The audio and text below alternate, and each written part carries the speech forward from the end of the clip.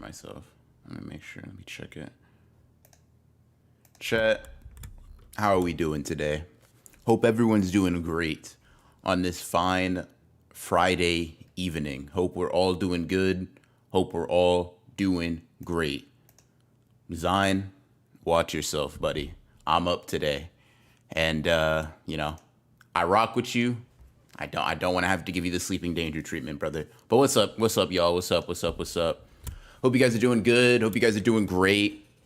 You already know what it is. Y'all see the title. Y'all see the pin chat. Y'all know what's up. But I hope you guys are doing good. Hope you guys are doing good. Zion, you know, seeing some familiar faces in here. Gamma, you're the best. What up? What up? Damian Rosario, you know, seeing some familiar faces in here. Hope you guys are all doing good. Hope you guys are all doing good. But yeah. Anyways, I feel like you already know what's up today. We talking about Gojo versus Sukuna again. Consider this kind of like a little 1-2 combo with the video that came out yesterday. For all the people that, you know, can't or didn't want to read the pinned chat here in stream. Basically, you know, as in depth as I can go in any video, there are just going to be very specific arguments or viewpoints that you can't go up against or address specifically within a concise video that's pretty coherent. So I was thinking, hey, let me address some of the more prominent arguments or responses to this, because I always get these with power scaling videos. You'll always find people that like wildly disagree with like some of the most basic or more complex parts of your argument. So I thought, why not? I know a lot of people will still watch the video, even if they rock with it and disagree. So why not talk about it, bring it up? I think it's a cool way to address it. Get a little bit more in-depth responses than what I could get in an individual comment. So yeah. Jaden 3011, thank you for the 2. Yes, next question. No, and that's why we're streaming here today.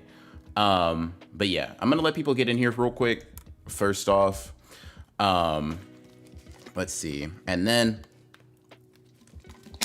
we'll start looking at some of the comments. On here. Let's see. Who's hitting me up on Discord, bro? Okay. Anyways, whatever. Yeah.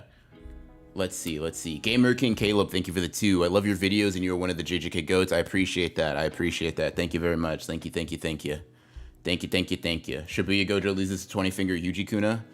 I would be prone to agree, and we can talk about it. Let's see. All right, let's get active. All right, let's see. Let's get active.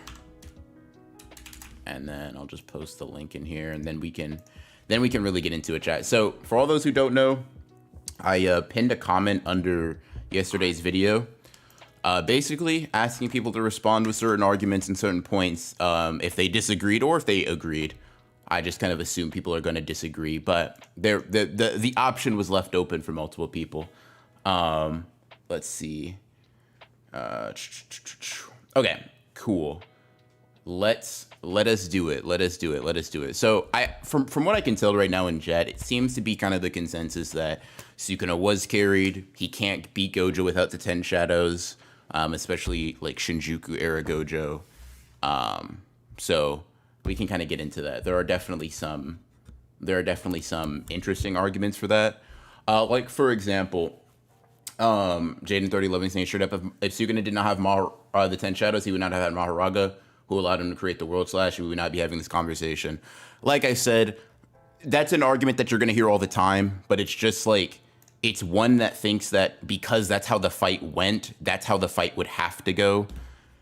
Which, how should I put this? It's a very, I won't even say silly because I can understand how you come to that conclusion, but it's like a conclusion that is based on a lot of lack of picking up on context clues. In any case, right? Let's get into it, chat. Let me switch over screens real quick. Give me 1 second. Obey the big, thank you for the 5. After watching your video, I respect Dojo's L, but Sukuna was def carried by 10 shadows. Or like his application of it. Like, I already said this in the video, right? And I don't want people to misconstrue it. Sukuna needed the 10 shadows for what he was trying to do. But Sukuna and Gojo had different goals, right? they had different objectives. Sukuna's goal was not simply to beat Gojo, because if his goal was simply to beat Gojo, as I argued in the video, and as I think the series makes quite clear, it's possible, once again, that certain versions of the character would be able to accomplish that. His goal was one step beyond merely like defeating Gojo straight up. And as I said in the video, if that's all he wanted to accomplish, he would have had a much easier time of fighting him. In any case, I'll elaborate more on those things, but let me switch over to this so you guys can see the comments I'm talking about. Okay, so this is the pinned comment in question. Got 68 replies. Maybe not going through all of them. We'll see how in-depth some of them are. But yeah, like I said, I'll be responding to specific arguments and comments on a stream tomorrow. So by this video's end, you still agree and want to have your point addressed, reply to this comment. So we'll go through it and we'll get active. Let's see. By the way, chat, you'll notice I didn't really use Fire Arrow as an argument in Sukuna's favor, because if we're being completely honest, the Fire Arrow is not really a factor here, and I can explain why. Give me 1 second, because there are a couple of scans I feel like people need to account for whenever talking about like Gojo versus Sukuna. Let me see if I can find one. This is one like against Sukuna, that kind of just cements that he probably wouldn't have been able to use it. Here, let me see if I can find it for you guys real quick. I think it's chapter 258.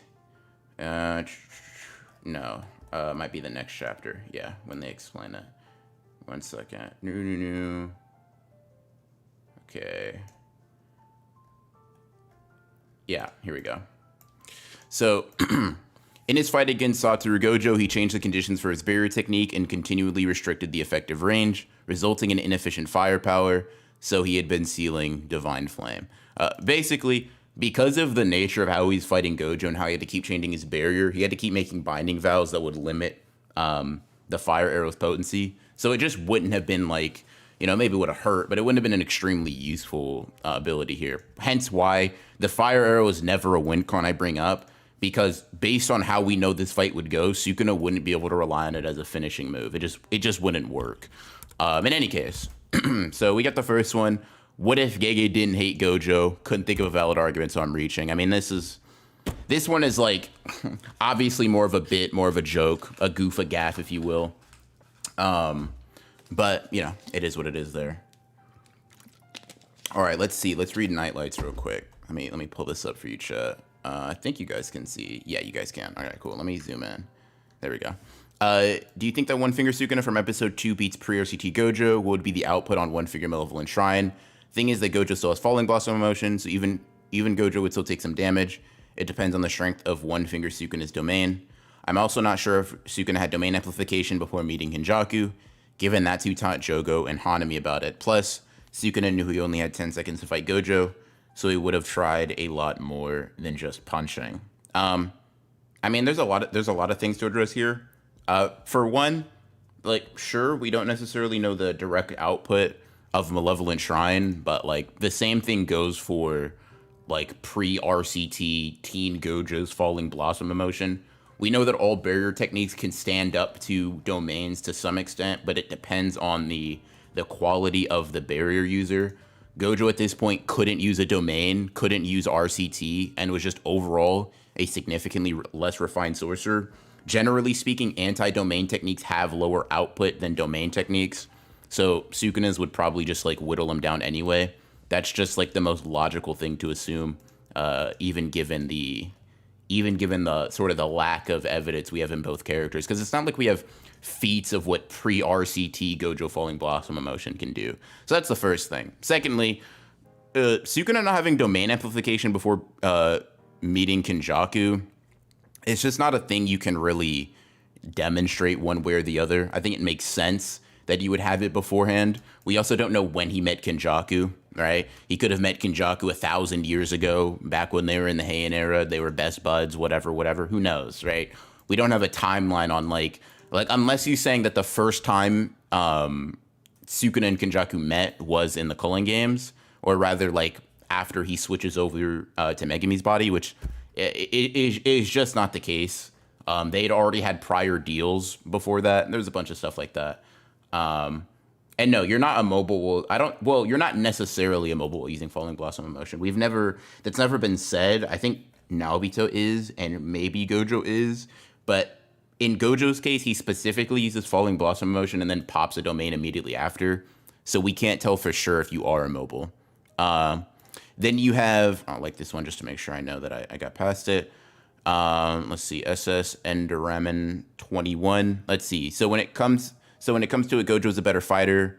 The only reason Gojo ever lost is because Sukuna was aware of his abilities while Gojo wasn't. So this is another point I made in the video where I was just basically saying that if you want to say Sukuna was carried by anything, like if you're like a butthurt Gojo fan that feels kind of slighted or whatever from the win, who cares, right? That's whatever.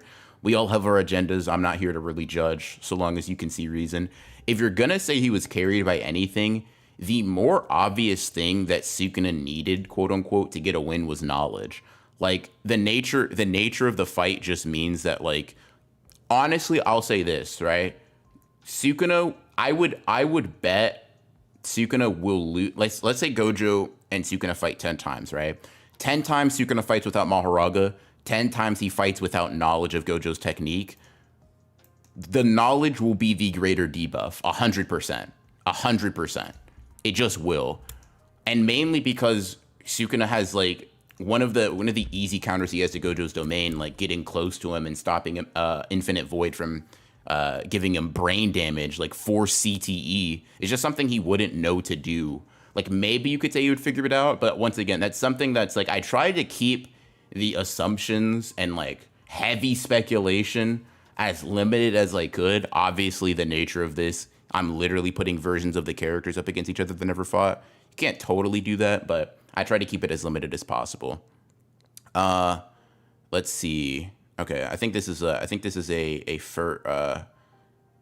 first, like, real argument again. So I just think Gojo would be able to land a domain on Sukuna's original body. He opened a domain when Sukuna was busy healing his body, so I don't understand why Gojo wouldn't hit Sukuna with red, blue, or purple to damage him before opening a domain.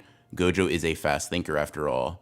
Gojo would keep his distance teleporting away, but even if Sukuna knew about Gojo's abilities, he still didn't know about Unlimited Hollow. And if there were no Mahoraga and Megami Soul to adapt, I think he gets caught in Gojo's domain. And also, Gojo would not just be there spamming domains, since he was trying something new every time. He's not just going to spam it for no reason. He always used it because he had something in mind. Okay, so I'll address some of this, right? So a lot of these things, like, okay. For a lot of these fights, the outcome changes if you change the character, right? So, like, let's say I'm plugging my controller into Gojo, right? And I'm making him fight, like, true form Sukuna, no world slash, right? There is potentially a scenario in which I can make Gojo win because the fight is like, they're even in a lot of senses. Gojo just doesn't have one of the abilities that's unfortunately key to winning. But they're even in a lot of senses. Gojo's technique is better than Dismantle and Cleave, like, flat out. Not only does he say it, but I mean, you can just kind of realize that upon, you know, using a little bit of observation, right? So it's not like, I'm not saying Sukuna low dips Gojo. That's not really my point, right? But the thing that you have to kind of understand is, like, who these characters are and how they fight, right? So, like, in chat, can anybody point to an instance, like, at all, right, where Gojo is, like, running away from Sukuna, like, specifically avoiding him and like playing keep away, right? Because the funny thing is about a lot of, like, Gojo fans that make this argument, the thing about, like, is that y'all apply a character trait to Gojo that is actually more in line with how we've seen Sukuna's willing to fight. I can maybe think of one instance in which Gojo and Sukuna even have, like, a lot of distance between them. And even still, it's not an instance of, like, Gojo avoiding close quarters or avoiding a straight up confrontation. It's usually them just, like, Gojo gaining distance because he flung Sukuna's dumbass across the map, right? Like, chat, I'll give you a cookie if you can give me, like, a chapter or a moment. Like, give me an instance, because if you name the instance, I'll remember it and I'll find it. Give me an instance where Gojo is like straight up avoiding it. I'm actually going through the chapters right now, right? And Sukuna's running, right? Sukuna's avoiding it, right? Sukuna's avoiding shit, right? And obviously, you want to dodge the attacks that are being thrown at you, right? I'm not calling Sukuna a bum for this. Who really cares? But he's avoiding shit, right? I'm actively going through the fight right now, and even when Mahoraga and Agito are pulled out, there's not a point at which Gojo's like, damn, bro, let me back up and start spamming attacks from behind. Let me start running away. It just doesn't happen. He just doesn't do it, right? So the point of like, okay, maybe he could gain distance and spam red, blue, or purple to damage him before opening the domain. Maybe that would work, but it works if you make Gojo a different person, right? It works if you maybe plug your controller into him and you make him fight how you want, like he's your action figure, right? But Gojo, just based on what we've seen, which is all we can go off, would not do that.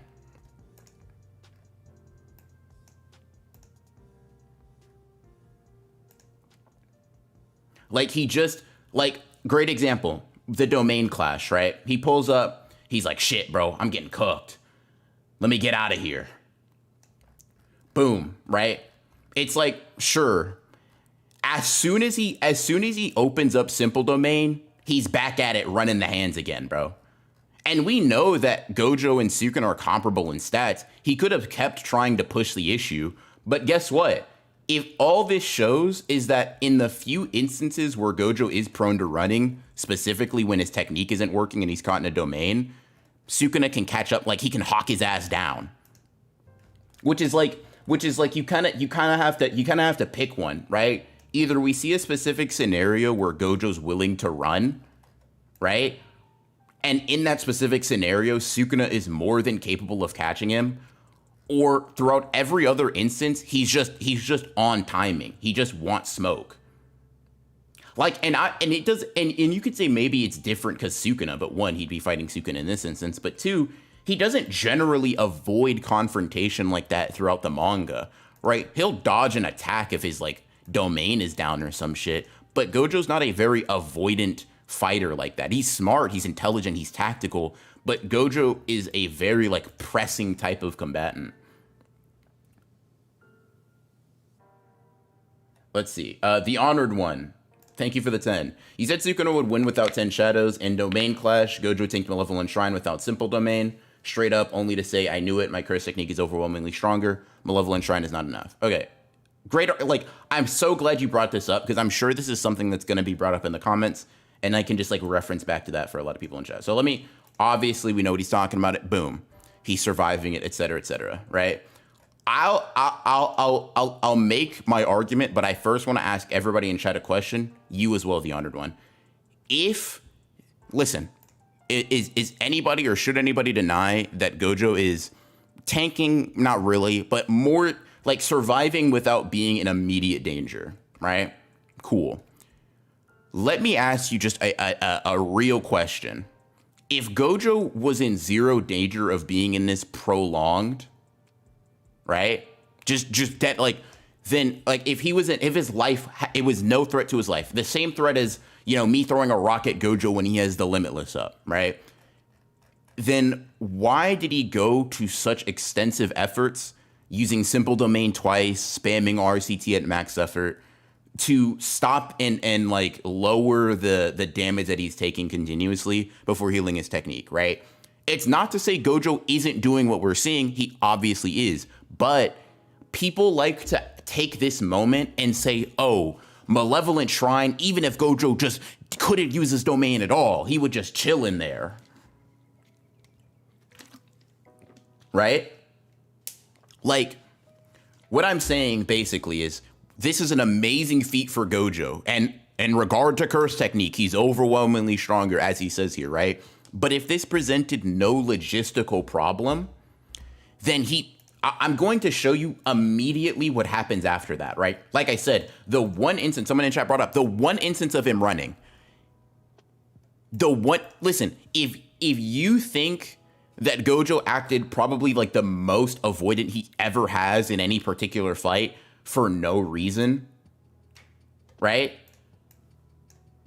he moves well for someone using reverse curse technique at full throttle to keep my slashing attacks at bay, right? Like, the fact of the matter is that in order to pull this off, Gojo's brain has to be completely intact. His RCT has to be perfect, right? That is an inarguable premise. Like, that's the baseline. We all agree this is extremely impressive. And yes, Sukuna's domain in terms of it landing is less lethal than Gojo's, because if Gojo's lands for a second, the fight could be over. But Sukuna's lands on many people without it instantly ending the fight, especially if you're someone as strong as Gojo. We all agree that's cool, that's fine, right? But what's necessary is full throttle RCT. Okay, now, keep in mind, what was I making the argument for in my video, right? I was arguing that Gojo could not win a domain clash against a Sukuna that is not trying to actively have Mahoraga adapt, right? Now, I can explain that in a bit, but let's just, once again, I'll go back. This is going to be something I'm going to have to keep making the argument for. So just Steelman, assume I'm right on that part, right? Just for a second, because it specifically addresses the he'd be fine in the domain point. All right, so just assume I'm right. We can go back to it, but just for brevity's sake, right? What do we know after the brain damage, right? We know a couple of specific things. One, they can't use their domain expansion, and two, their output is lower for all of their abilities, right? Shoko just says it. Noah's healing is slowing down. Being able to fire red doesn't mean he can use reverse curse, or doesn't mean he can't use reverse curse technique, but his output is plummeting, right? Keep in mind, the attack that hit him was not that deep, right? The attack that hit him was one single Mahoraga slash. This shit kinda ass. Like, compare it to the onslaught that Malevolent Shrine deals out, and this one slash fucking blows, right? It's dog doo-doo water. And yet, because of the fact that Mahoraga can now get past infinity with his output being the way that it is, he was like, fuck, dude, I could dead ass lose here, right? Mahoraga physically at no point is really competition for Gojo, right? Not a full power Shinjuku Gojo. Like, even, look at this, bro. He immediately after starts boxing this motherfucker up, right? Like, Mahoraga is at no point statistically even comparable, right? But once again, what does Gojo do? He chants to recover lost output, right? So we know that post brain damage, his RCT kinda buns.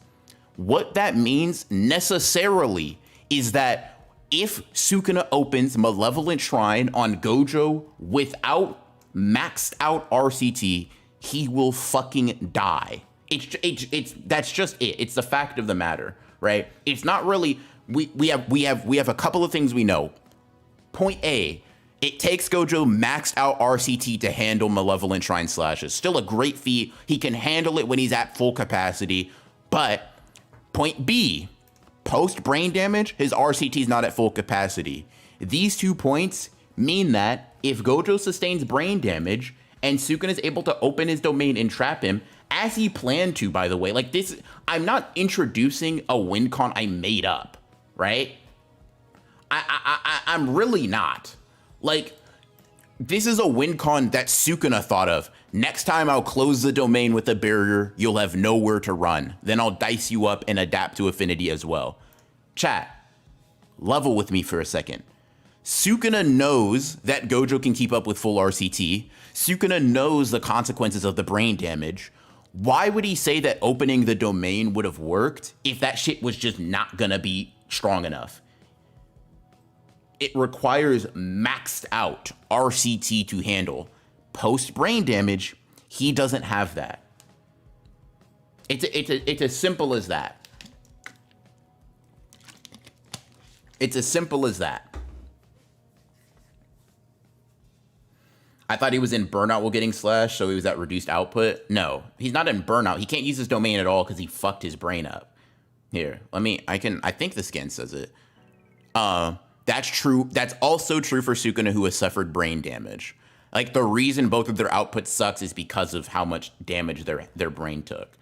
Also, No, Gojo, hold on. Let me get you the sequence of events on that real quick. Gojo uses red like right before this happens. Here, let me just show you consecutively, like in the same chapter. This is the one where Sukuna takes a nap, bro. He gets hit with red, right? He lands the black flash, then Mahoraga comes out and he gets slashed, and then Shoko makes a statement of his output being lowered.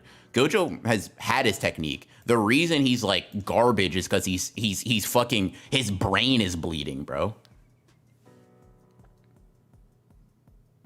Like and the same goes for Sukuna, right? Sukuna's output has been ass for like a lot of the Shinjuku fight, and it's just bad in general for him, right? Both of their brains are cooked, so both of their RCT outputs bad. That's why, by the way, and this is important to note, right? That's why Gojo's only really able to heal this as, hold on, let me see if I can find where that is, right? Because something as small as Gojo getting his arm cut off was seen as a problem, or rather would have been a problem if he hadn't landed like multiple black flashes before that, right? A lot of the black flashes he landed were on like fucking Agito and Mahoraga, right? Pretty much fish food for him in a close quarter battle, right? Then you get the Gojo's healing power is low, right? And it's like, and Gojo, someone who has like a top 3, maybe if you want to lowball, like top 4 RCT in the verse, they're like, fuck, dude, he's cooked. But once that voltage ramps up, his arm's back, lickety split, right? The issue is that he lost output via brain damage that he can only get back through a black flash, right?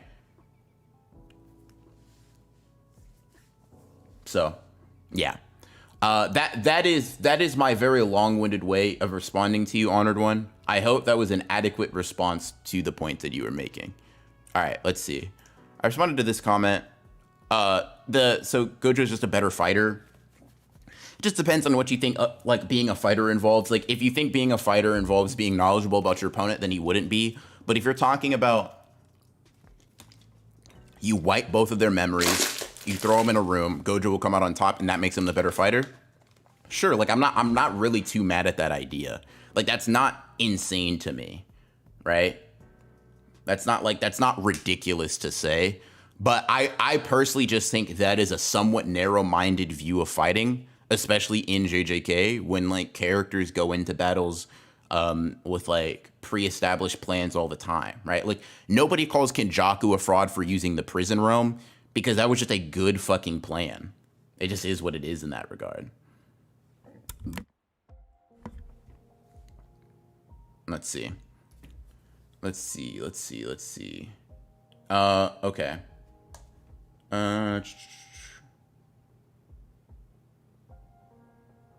What I mean is that when Shrine beats Gojo's domain, hold on one second. And is in burnout, I don't think that would lead to a loss before the brain damage. Oh no, I agree. I don't, okay. Let me lay out my point real quick and we'll get into making the actual substantiations for it. But let me just make my point clear, right? The way I think Sukuna beats Gojo is pretty simple, right? I think they clash domains, right? And I think one of two things happens, because this is something people also didn't, or rather, I think I can imagine some people didn't address. I think one of two things happens, right? One, Gojo he keeps healing his brain in the hopes of trying something new with his domain that we don't know would work or not work. And Sukuna just has a monopoly on domain expansions and he wins, right? And then Sukuna traps him. He cooks him, blah, blah, blah. Like, you know how that goes.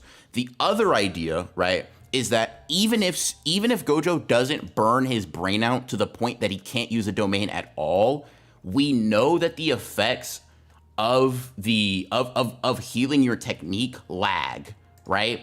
Now, there's two reasons we know this, right? One, because Gojo gets a nosebleed here, which is an obvious sign of his brain fucking hemorrhaging.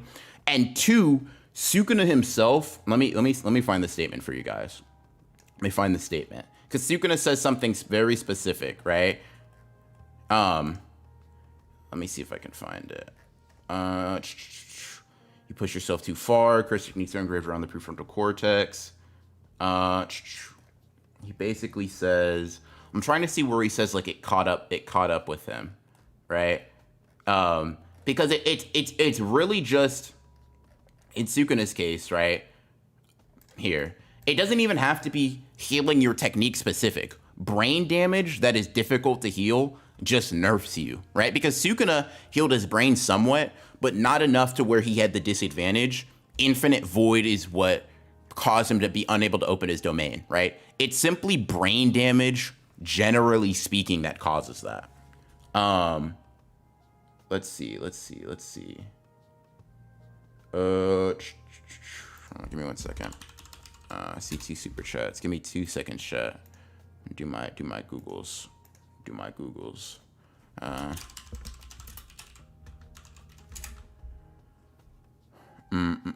Let's see. Flaming Poison, thank you for the 10.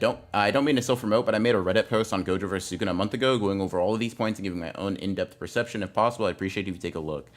Yeah. What's it called? I'm not a Reddit user. I might be Reddit illiterate, but yeah. Point me in the direction I can log in. Let's see. M30, think of the 5. Sukuna doesn't have to be better at CQC. He just has to be 0.1 seconds faster in that last clash to get a complete W on Gojo. Also, Fire Arrow. Yeah, that was also my point. Okay, so many points to make, right? But anyways, this is what I'm basically saying is one of the win cons, right, is that Sukuna, basically the brain damage that lowers output, as I've already established, would make it so that the even standpoint they had before of their domains literally being equal, all it has to do is shift a little in Sukuna's favor, right? All it has to do is where Sukuna heals his domain, or his technique rather, 0 times, and Gojo say he heals it 2-3 times. Not enough to completely cook him, but enough to where he's clearly, side effects will catch up to him. All Sukuna needs is a little bit of a difference in output, a little bit of a difference in control. And my argument is basically he would just win the domain clash straight up. He would just close the barrier, right? And they would just actually deadass do a traditional domain clash, and that he would lose, right? Obviously, the clash was even. They're just equal in this regard inside the domain. Let's see. Let's see. But yeah, point M3D to what you were saying is that another thing, because you could maybe say, oh, well, you know, when they kept clashing, Gojo was able to win. Whole point is that forearms and using domain amplification does not have to make Sukuna better than Gojo at close quarters combat. All it means is this, right? Here's the entire premise of my point. This version of Sukuna was capable enough to fight Gojo here till the slashes broke the outside of the domain, right? It means that they broke simultaneously, because if they didn't break simultaneously, Sukuna would have brain damage. They had to break at the exact same time. All I'm saying is that the forearms and domain amplification would make it so that he just has to last a second longer, right? He doesn't have to be better than Gojo. He just has to last a second longer, and then Gojo's domain would break, and blah, blah, blah, blah, blah, as I've already established. Now, let's see what this point is. Let's see. Jin 3011, thank you for the 10. Objectively, Gojo was the better fighter. Sukuna was smarter in his skill set, but Gojo gave that man the hands the entire fight. Bro threatened to rip out his heart. Like I said, you have to, like, if your point is that Gojo throws hands better, like, sure, right?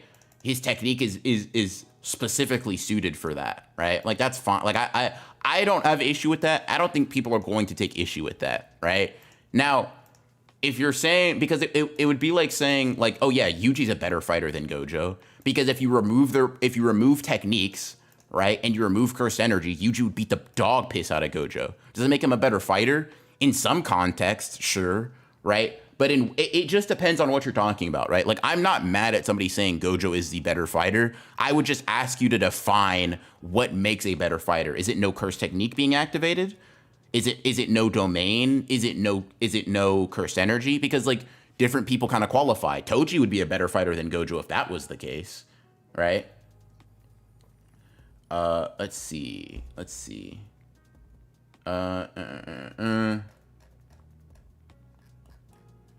Loud Gaming, thank you for the 10. I don't see Sukuna winning without World Slash, to be honest. I mean, we literally saw the formula for it. He just got cooked because here, let me give you the what's the word I'm looking for? Let me show you. Let me show you how Sukuna is fighting, right? Sukuna is only activating curse technique through enter by domain, and when the domain's internal and external conditions are reversed, thereby decreasing resistance pressure from the inside. He took a risky move rather than trying to break the barrier from inside. Let's see.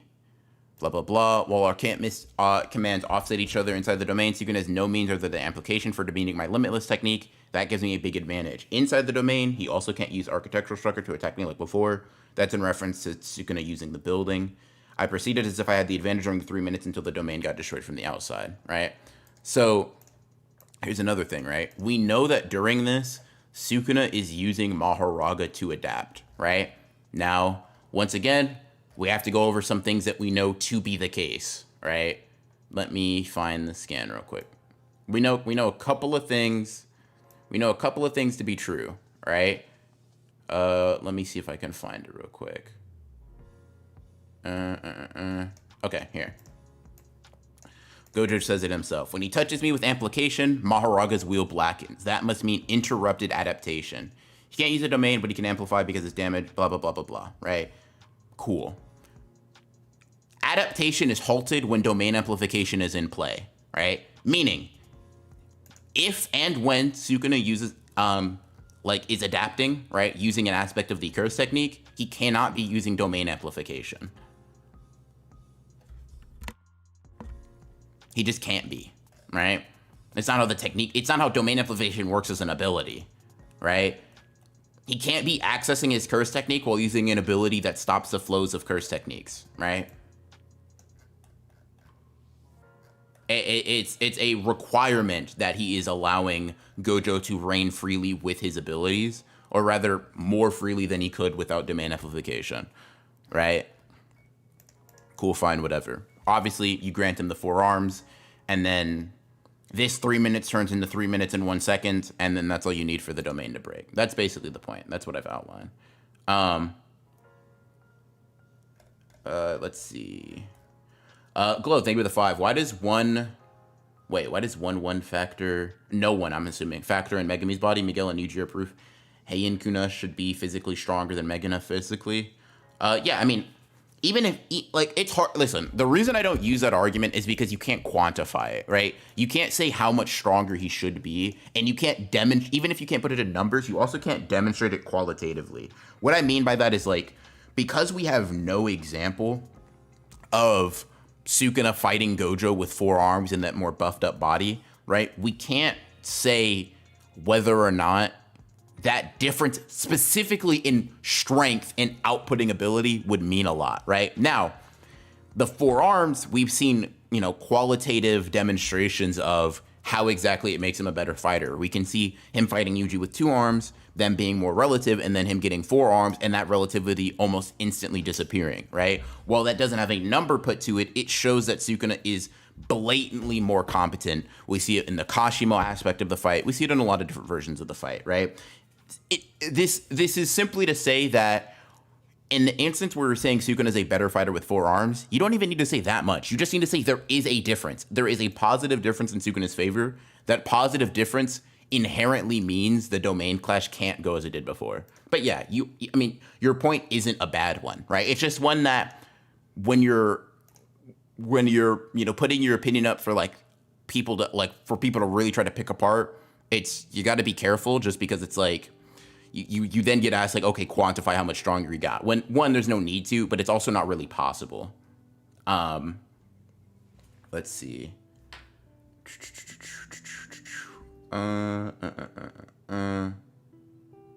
Let's see. He needs a domain amp to not get hit by infinite void, right? No. Why would that be the case? Because here, let me see. Let me see if I can find it. Maybe I'm misunderstanding your comment. Maybe that's the thing. It could be possible that I'm misunderstanding what you're saying exactly.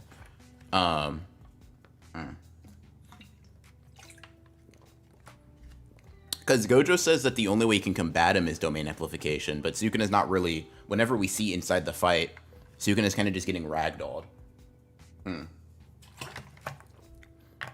Which we see here. Let me pull up some examples while I'm going through these, right? But like, even like, and maybe there's a statement I'm not remembering, but like, so you could just kind of getting his ass dragged, which is something that would happen, you know, and him putting his fist there where Gojo's punching, it would happen like with or without. Let's see. Let me see something. Let me see if with domain amplification he gets dragged, because it's interesting specifically because Sukuna seems much more capable of reacting to Gojo when domain amplification is out here than not. Right? So it's interesting in that regard. A lot of the difficulty that Gojo gives him, specifically with Blue, I think comes from the fact that like not negating that shit just makes it almost impossible to deal with. But yeah, chat, while I'm looking for anything, maybe I'm getting a response there. I just want to make sure, does anybody, hold on. And I won't do a poll because I don't even know how to word this necessarily, but like, I'm just curious to get a pulse. Does anybody think a Gojo that can't shrink his barrier beats true form Sukuna? Like, does anybody hold that belief? Does anybody believe that, like, you know, fucking like pre-prison realm Gojo can't shrink his barrier, can beat true form Sukuna or 20 finger Yuji Kuna or whatever? I'm curious because that's its own thing. I'm curious to see if that's something I also should address on here. You know.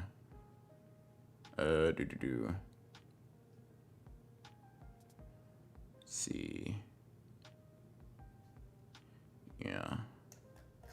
This old chap right here. Good old pre-prison realm Gojo. No. Cool. We all agree. Okay, cool. That seems to be the consensus then. Cool. Cause you know what's really funny, and it's not like I ain't trying to. It's just a funny thing to notice. People rag on Sukuna acquiring the 10 shadows to beat Gojo, and like, it's like cool, right? You know, he stole a technique or whatever. It's like, all right, I get you. That's like, even though he got it of like his own scheming and abilities, it's not his innate technique, right? It's not something he was born with or that he could have gotten without help. But I'm like, but nobody seems to get upset that like Gojo also took an experience that he would not have been able to get without outside help, i.e. getting sealed in prison realm and then unsealed by his students, and not making him capable of pressing Sukuna at all. Let's see.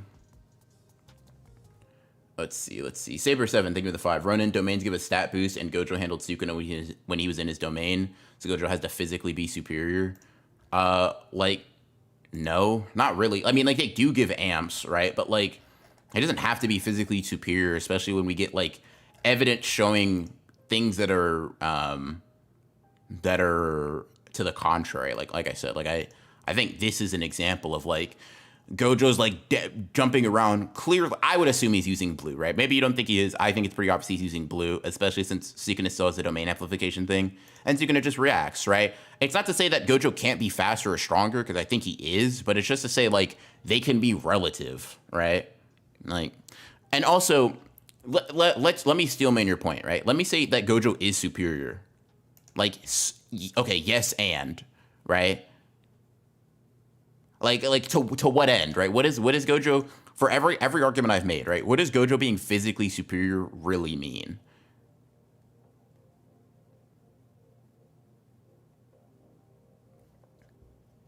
Like what because I don't think throughout this entire stream I've made the point that Sukuna is stronger than Gojo, just that true form Sukuna would be a better close quarter specialist than Megana. Not even a stat difference, just more arms, more capabilities. That's really it.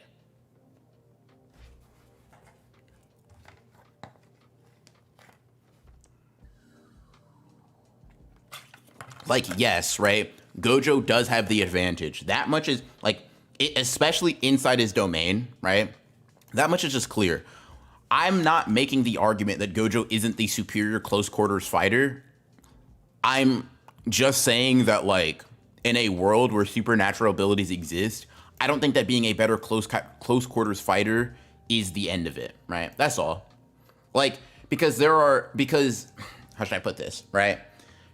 You can, whenever you take away abilities from a character in order to say, well, they're better under these conditions, it's like, yeah, for sure. But you can do that to Gojo too, right? You can say, you know, Gojo versus, like, what did Megami say, right? If everybody here fought without cursed energy, Yuji would win. Yeah, sure. Is he the best fighter? I guess, under some circumstances, right? But it's just like, like I said, you just need to define your premise, right? If you're saying Gojo is the better fighter when you're talking about close quarters specifically, as long as they can use their technique, then yeah, I agree. Like, I don't like, I agree with that idea, and I'm not arguing it at all, right? Let's see. Q Gods, thank you for the 10. Appreciate you, brother. Appreciate you. Thank you. Let's see. Let's see.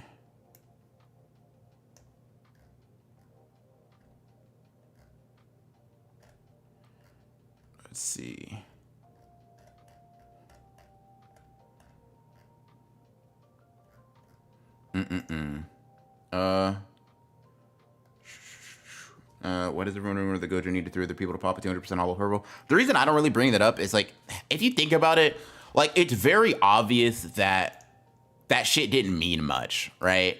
Like, yes, was it cheating or blah blah blah? Like, first of all, I don't like the idea of sorcerers cheating being like some, like, blemish, right? Like, not to sound crass, and I'm not shitting on anybody that has this idea, right? I promise I'm not. It's more the idea itself that I find a bit silly, but, like, boo-hoo, nigga. These guys are fighting for their lives. Like, I'm gonna be honest, bro.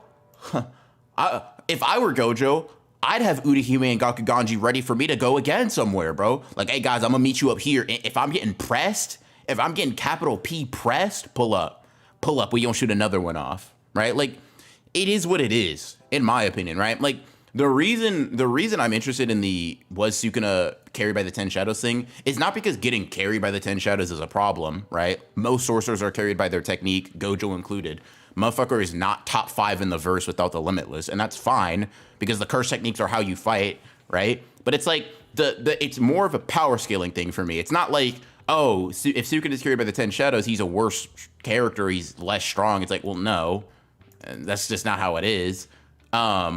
But it's just one of those things where I like it from a power scaling perspective. It's interesting to discuss this, but in terms of cheating, not cheating, whatever, it like get over it, bro. Like, okay, here's the thing especially too. Like, I get Sukuna fans wanting to use this as, like, anti-agenda shit, but Sukuna literally heals from this, and it is almost never mentioned again as something that actually had an added impact on the fight. Like, these niggas are not in a UFC match, bruh. They did not sign a waiver saying they wouldn't cheat. And the thing is, here's what I'll always say to Gojo fans, right? I'll always say it to Gojo fans. Sukuna did not pull up to this fight with an ability Gojo did not know about, right? You could say that Gojo didn't know about, like, let me rephrase that, right? Because that's not necessarily true. He did not know about the open domain, or at least he didn't do shit about it, right? That's not what I'm getting at. What I'm getting at is Gojo already met Megana, right? He already pulled up before, like, a month before, right? If Gojo was really personally that pressed about, oh, you're cheating, oh, like, Gojo saw Megana, right? Knew that he would go get more fingers, and he still said, when asked, I'd win. I'm beating that ass. So you gotta stand on that, bro. You got to. You just got to. Let's see. You just got to, right? Like, Gojo knew what Sukuna had, at least 10 Shadows wise, in his arsenal, right? He knew about Mahoraga. He knew about that shit. Like, he pulled up, saw the new form, saw the new drip, saw the new body, said, I'ma still beat that ass. I respect the confidence, but we can't go running and say, oh, he cheated. Gojo stepped into the ring knowing what was up. He stepped into the ring knowing what was up, man. The problem is you try to spin it as Gojo cheating. When? The hollow purple thing? No. Cheating isn't a... Y'all aren't getting it. Cheating is not a word I'm using here to describe this shit, right? Gojo gained an ability through something that he would have never done on his own. The prison realm, right? That shit was gained because Kenjaku put him in a box and he learned from it. Cool, right? Sukuna gained the 10 shadows, the world slash, whatever ability you want to say it was he gained from stealing Megumi's body, whichever one you want to say is the more important one. Take your fucking pick. I don't care, right? From some shit that he didn't get out of like natural birth or training, right? I'm not saying either of them are cheating. I'm saying get the fuck over it, right? I'm saying they both came into this fight more competent than what they were in Shibuya, right? If you want to call it cheating, use the word cheating. I don't give a fuck. I personally don't see it that way, right? I don't think that sorcerers really can cheat. Like, I think the closest thing to cheating would be a genuine jumping, and even then, you kind of, when you're at these levels of characters, you open yourselves up to that. You open yourselves up to that. Like, it just is what it is. Sukuna lost the clash. What's your next way? He just doesn't. It just doesn't happen. It's like saying. To me, that's as likely as saying Gojo just suddenly loses the ability to use all curse techniques. What is your next plan? It's like, well, that's just not gonna happen. It just doesn't. Let's see. Oh, brother. Now people are acting like I'm talking about them specifically. Listen, SS and Drummond. Listen, bro. You're not the only person that talks about Gojo versus Sukuna or thinks that Gojo wins in every form, right? You're not the only person on the planet. You're not the only person in the stream. You're not the only person that commented, right? I'm not talking to you directly. I'm talking about a general argument, a general idea, right? That I could show dozens of examples like that if needed, right? Like I'm not saying you specifically brought that point up. It is a general point. I'm not gonna lie, personally, I jump Megana, and in my mind, that would be perfectly valid. It just is what it is. Ronin, would Gojo and Sukuna hug each other and kiss? Let me show you what I think about that real quick. Hold on. Let me show you what I think about that idea. Give me 1 second. Give me 1 second. If you're curious what I think. If you're curious what I think. All I'm gonna say, Chad, is do your Googles. Chad, all I'm gonna say is do your Googles, chat. All I'm gonna say is do your Googles, right? Hey, do your Googles. Do your Googles. Do your Google. I feel like the video speaks for itself. Do your Googles. Let's see. All right, back down here. What are we talking about? I had someone claim that Akito was tanking Gojo and healing Sukuna for literally half the fight. Listen, brother, I'm gonna just be honest, right? I'm gonna just be honest. What if he was? Who cares? I mean, people do care, obviously, right? It's more rhetorical. Who gives a fuck? Who fucking cares? Like, I get it. I understand the general sentiment, right? You feel cheated as a Gojo fan, or that, like, you should still be proud that Gojo impressed the fuck out of Sukuna and that fight was high diff as hell. Like, nobody's trying to take that away from Gojo. Nobody's saying, like, oh my god, bro, Gojo ain't, oh my god, bro, Sukuna, oh my glorious fucking Ryomen King. Like, no, bro, it's not that deep, right? I think Sukuna wins, you know, in certain states, sure, right? But, like, it's really not that fucking deep. Like, it's not me taking anything away from him. It's high, right? Gojo's fine with it. Y'all gonna be all right too, right?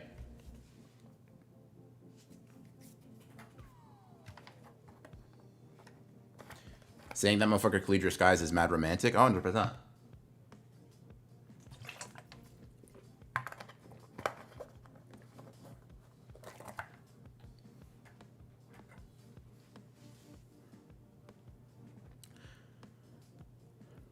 Like, I don't think there is a version of Shinjuku Gojo that gets low diffed by any version of Gojo. It just doesn't happen. Like, it just doesn't happen, right? The reason I run defense for Sukuna is because Sukuna is the one that came out as a winner, but also with like fraud memes, right? And trust me, Sukuna is not like Sukuna is not like, I'm not repping Sukuna like that. Sukuna might not be a top 5 character for me in the story, right? Trust me, my agenda is not linked to that. I will be honest, I only had one agenda when it came to the Sukuna versus Gojo fight, right? One agenda that I stood by and I stood on, right? And that was that Gojo had no chance of winning, not even from a power scaling perspective, just narratively. It just wasn't gonna happen. Never in a million years, right? I stood on that, I won that bet, right? Once that shit passed, all of my stocks, specifically in Sukuna versus Gojo, from like I want Sukuna to blah, blah, blah, dissipated. Because I already got what I wanted out of that bargain. This is all just genuine perspective on how I feel about the power scaling. The defense comes from, listen, bro, everybody loves Gojo. Like, who needs to defend Gojo from anything? Let's see. Let me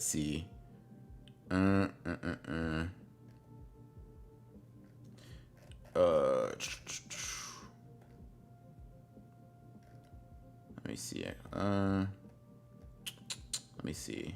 Copy that man's hand signs he in love. That's crazy. Miles Lamone, thank you for the 5. Just got here. Is there a defense of true form Sukuna and Shinjuku getting hit by infinite or unlimited or infinite void like he did at Megana? Maybe Gojo got lucky, but that might be GG. Here, let me. I can run down. I can run down my reason why that doesn't happen. It's not luck. Gojo like just outplayed Sukuna there, right? But I'm gonna explain why that outplay doesn't work here. All right, let me pull up the necessary scans and whatnot. All right, important context, right? They keep clashing. Gojo keeps like Sukuna and Gojo keep barely escaping by the skin of their teeth. Sukuna gets damaged just enough to where he can't maintain his domain. Gojo gets his barrier slash. It happens simultaneously, right? It keeps happening simultaneously. Then this happens, right? This is where Sukuna gets fucked over. The damage he took in the domain after both barriers shattered was enough so that when they opened their domain again, right, that Sukuna was a step behind. That's why he gets hit by Infinite Void, right? Now, what is the point I've been saying? Heian era Sukuna, he's okay, how should I put this? He's good enough in close quarters to where the simultaneous domain breaking won't happen anymore, right? All it is just if, okay, I'll put it like this, right? Gojo and Megana at this point are perfectly even in their win cons, right? They both are able to have the domains break at the same time, blah, blah, blah. Sukuna's a 10, Gojo's a 10, right? Heian era Sukuna doesn't have to be an 11. No, let's say this, right? There's, because of different circumstances, Gojo's a 12, Sukuna's a 10, right? But they're still able to break it at the same time because Sukuna has a different win con. Cool. Sukuna does not have to become a 13 to beat Gojo. All he has to do is become a 10.1. A 10.001, a 10.00001. It doesn't, any increase tips the scales because of how even they are. So the necessary components to have Sukuna's brain just go on the fritz doesn't happen because Sukuna destroys the barrier from the outside before it happens evenly. And keep in mind, right? I even said this in the video, there are some instances in which, even against true form Sukuna, I think it's possible for Gojo to win. I'm not saying Sukuna steamrolls, I'm not saying like any of that, right? I'm just saying, you say put your money on it, right? Who are you picking? Given all of the things that you've said and all of the things that you've established, I know which one I'm picking, and it is Sukuna in that specific context, right? It's not to say Gojo gets 0 wins. It's just to say that, like, hey man, one of them is more likely to win than the other, right? And part of the reason I think it makes sense that a Sukuna more focused on domains could win is it's in part because of this, because keep in mind, chat, you have to understand the dichotomy. I don't even know if that's the right word to use there. You have to understand the difference in Sukuna's perspectives here, right? Sukuna goes from looking at him as mediocre when they had just clashed with domains to seeing him as magnificent post Unlimited Hollow Purple. To me, that says something, right? And what that says is that Gojo's domain clashing, or rather Sukuna in his mind established himself as superior in round 1. In round 1, the round of domain clashings, Sukuna had established himself as the quote-unquote victor. And I think it's obvious that that's the case. Gojo kind of takes round 2, and then Sukuna gets him with a quick knockout punch in round 3, if you want to call it that, right? People like to repaint the picture that Gojo was whooping Sukuna's ass the whole time. Personally, I disagree. I think round 1 very clearly went to Sukuna, and round 2 very, very clearly went to Gojo, right? And to top it all off, I think that the what's the word I'm looking for? That Gojo saying, oh, he could have won without the 10 shadows is in reference to the domains. Because without the 10 shadows, he doesn't get world dismantle, at least not in the scope of this fight, most likely. And Gojo thinks that it's possible he would have lost when he's not really the type of character to just give empty platitudes for no reason. Let's see. Let me check. Am I missing any super chats? Oh, okay. Flaming Poison, thank you for the 5 and 5. Appreciate you for the total 10. YouTube doesn't allow links. You can find my post here, though. Jujutsu folks' comments. Okay. Let me pull it up. But I appreciate you. Appreciate you, gang. Let me copy and paste that real quick. Let me see if I can. All right. Okay. Let me know if this. I'll put it up here. Yeah, Flaming Poison. All right. I'll read that in a second. Let me just make sure there's nothing in chat I got to address first. Let me just make sure.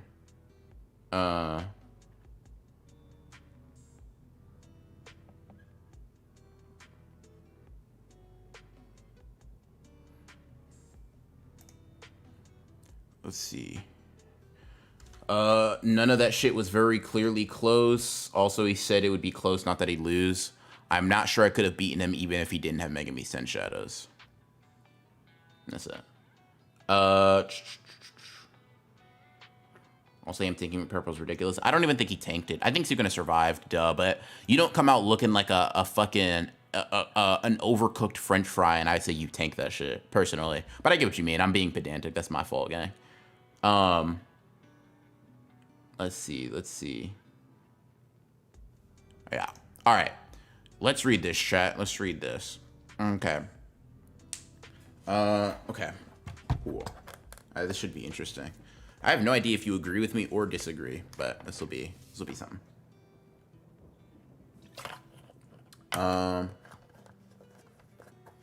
Okay. From what I can gather, there's still a large portion of the community who claims that Gojo is the strongest sorcerer, or that his loss against Sukuna was entirely circumstantial. This is entirely untrue. Gojo lost because despite his intense knowledge and capabilities, he was simply the weaker sorcerer. They are both gods in their own regard, but simple willpower is not enough to do the impossible. JJK saw this over and over. I'll simply be explaining how Gojo was losing was not bad writing, but an inevitable truth, and explaining how it is that he lost. Some of the 10 shadows not the only condition. Okay. Sukuna and Gojo both had different motives in their fight. Throughout the entire battle, Gojo was solely focused on pummeling Sukuna into the ground and killing him as soon as possible, so much that his first attack was already meant to serve as a kill attempt. I would say I disagree with this. I think he knew that this shit would not kill Sukuna, but I agree with the sentiment. Sukuna was never fighting like this. He never intended to go out during the fight. He knew what he had to do in order to win, and took all the steps necessary to ensure that. In hindsight, during almost the entirety of the fight, Sukuna seemed to have upper hand. It was only moments before Gojo's death that he was losing. Yeah, like I agree. There are key moments where Sukuna gets a shit beat the fuck out of him, right? But I do think Sukuna kind of had his hand on the steering wheel, and Gojo was forced to adapt, ironically enough, to a lot of the shit that was happening. But yeah, let's see. Sukuna wanted Mahoraga, so he had a surefire way of bypassing Infinity. His entire game plan revolved around Mahoraga because it was essential in killing Gojo with the least amount of effort. Sukuna constantly played defense in order to get Mahoraga to adapt. The only times he switched up was after Gojo lost the domain clashes. And then we have these panels. Cool. Infinity was Sukuna's biggest threat, as all of his attacks are nullified by it. Thus, the only way that he would have been able to attack Gojo was to be during/after domain clashes or with domain amplification. He needed Mahoraga to get the blueprint for the world cleave, or world dismantle, obviously. The general idea of their fighting styles and moves were both polar opposites. Sukuna meticulously planned out every single detail in order to have everything in his favor. Gojo was simply sure he was going to win, so he never had any reason to do so. Gojo was focused entirely on being a killing machine and ending Sukuna before anything escalated. Sukuna, on the other hand, was holding himself back in order to wait for Mahoraga's timer to finish. I don't necessarily... holding back gives an interesting connotation. I do agree with the sentiment once again, where it's like, I don't think Sukuna was holding back. I think he was giving it his all in the strategy that he was employing. The strategy that he was employing just required different things, right? So, like, let's say this, right? me and you are in a race, right? We both want to win the race, but your only goal is to beat me. My goal is to not only beat you, but it's to steal your shoes, right? I can go all out and barely win. I don't know why I said steal your shoes, right? Let me use a different thing. It's to win the race, but also pick a flower on the side of like the grass as we're running, right? We have similar goals, right? I want to beat you, you want to beat me. We're both trying our hardest. My goal just has an extra step that means I have to go through more hoops, right? Which was obviously getting a blueprint to tearing through infinity and becoming a stronger sorcerer, right? Like I don't think Sukuna was holding back, right? It was just a matter of his goal required a different kind of planning that Gojo's didn't, right? Also, you bring up a good point, Mark Yu, how Gojo sees it, it's me versus Sukuna, and how Sukuna sees it, it's me versus the entirety of modern sorcerers. That's also a very good point. Okay, let's see. Yeah, Gojo's goal was simple as always, kill Sukuna by beating him down as fast as possible. Yeah. Okay, Sukuna's goal is entirely different. Get beaten or hit in order for Mahoraga's adaptation to continue. It'd kill Gojo without having to expend any extra resources. By the way, side tangent, it's why like Yorozu scaling is never that great. It's never that compelling to me. Just because I think people always assume the goal, if you're in a fight and trying, is to kill the person when you can have other missions aside from that. But regardless. How is Sukuna holding back? It's clear that he has reincarnation available at any moment. If his entire plan was simply to kill Gojo, he could have done so even before, even during the fight. His hand form along with the 10 shadows would have guaranteed his victory, but he never did that because he knew he didn't have to.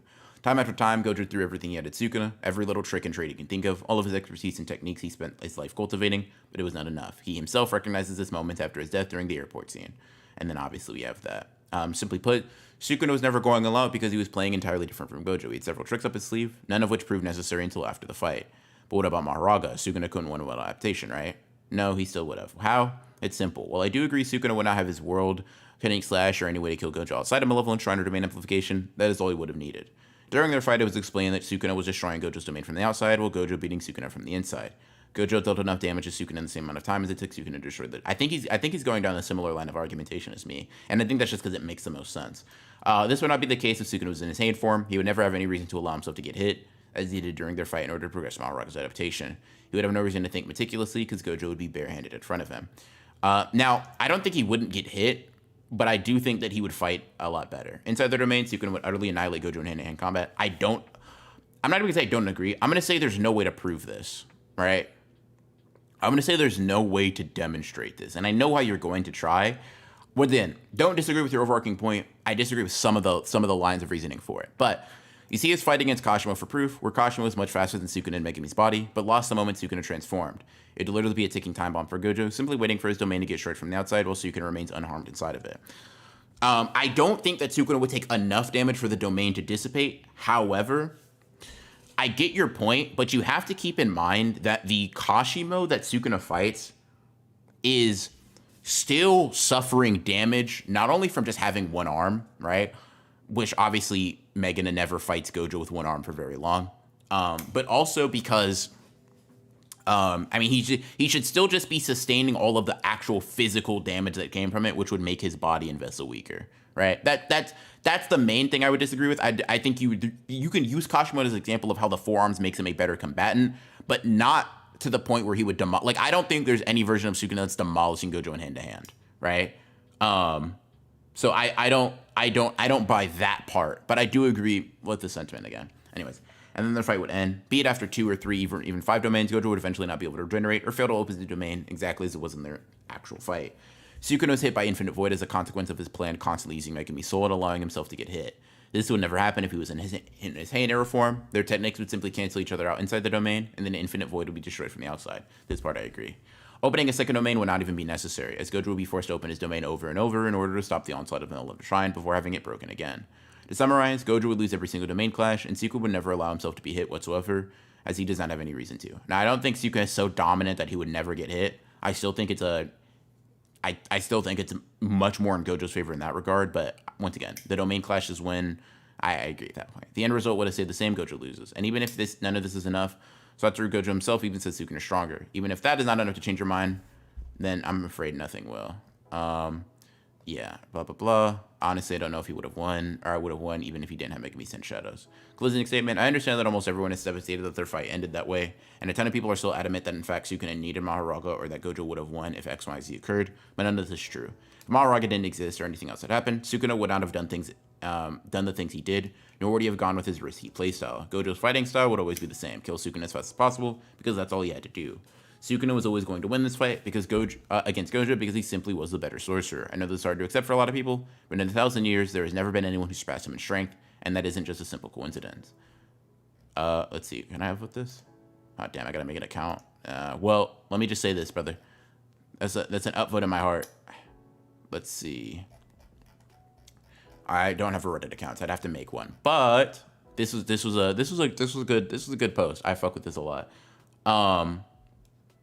I fuck with this a lot. Basically, you agree, but Gojo would do less damage. Yeah, that's literally it. That's just my point. Is just Gojo's not getting shat on by forearm Sukuna. I don't think that's realistic personally, right? However, I think he just takes less damage than he would, and that's all you need to argue, right? That's the only point you really need to make. And that's basically it. But I agree otherwise. That was a good thread, Flaming Poison. Good shit, brother. Good shit. Let's see. What are we looking at over here? Who if I hit me up? Yo. Shammy hit me up? What the hell? Let's see.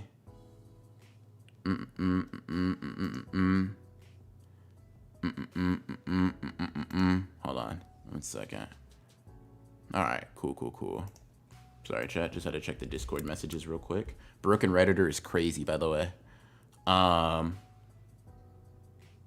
Let's see. B, I think you're stuck on live chat and forgot the replies. I sure as hell did. You're so right. Let me see. How long? We're not too far into it. We still got time. We chilling.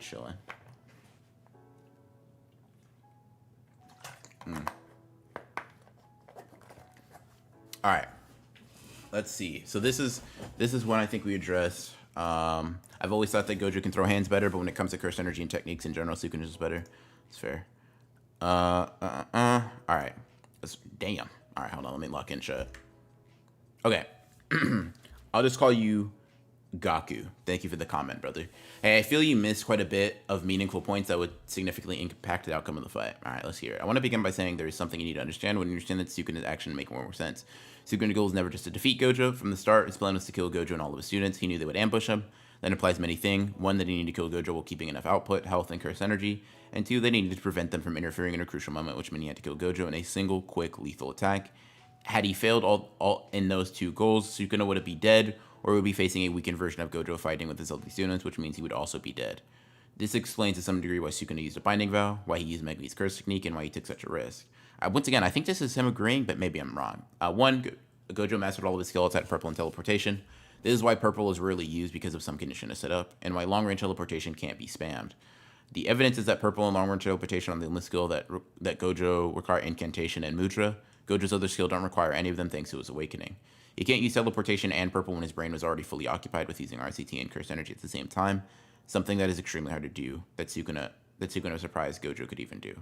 2, if Gojo didn't get the ability to tap in with his domain expansion coordinates, that Sukuna can now use Kamino and doesn't have to get close to Gojo, and he would just spam domain. I don't know. Wait, I might be tripping on the Kamino one, but I agree with the spamming domain. Kamino has. Oh, Kamutoke is what he means. Okay. He just used Kamutoke. Okay, Kamutoke has no severe condition that teleportation and purple have. The only condition is that he... Wait, no, I'm tripping. He's not talking about Kamutoke. I was like, okay. The only condition is that he has to be... Wait, what?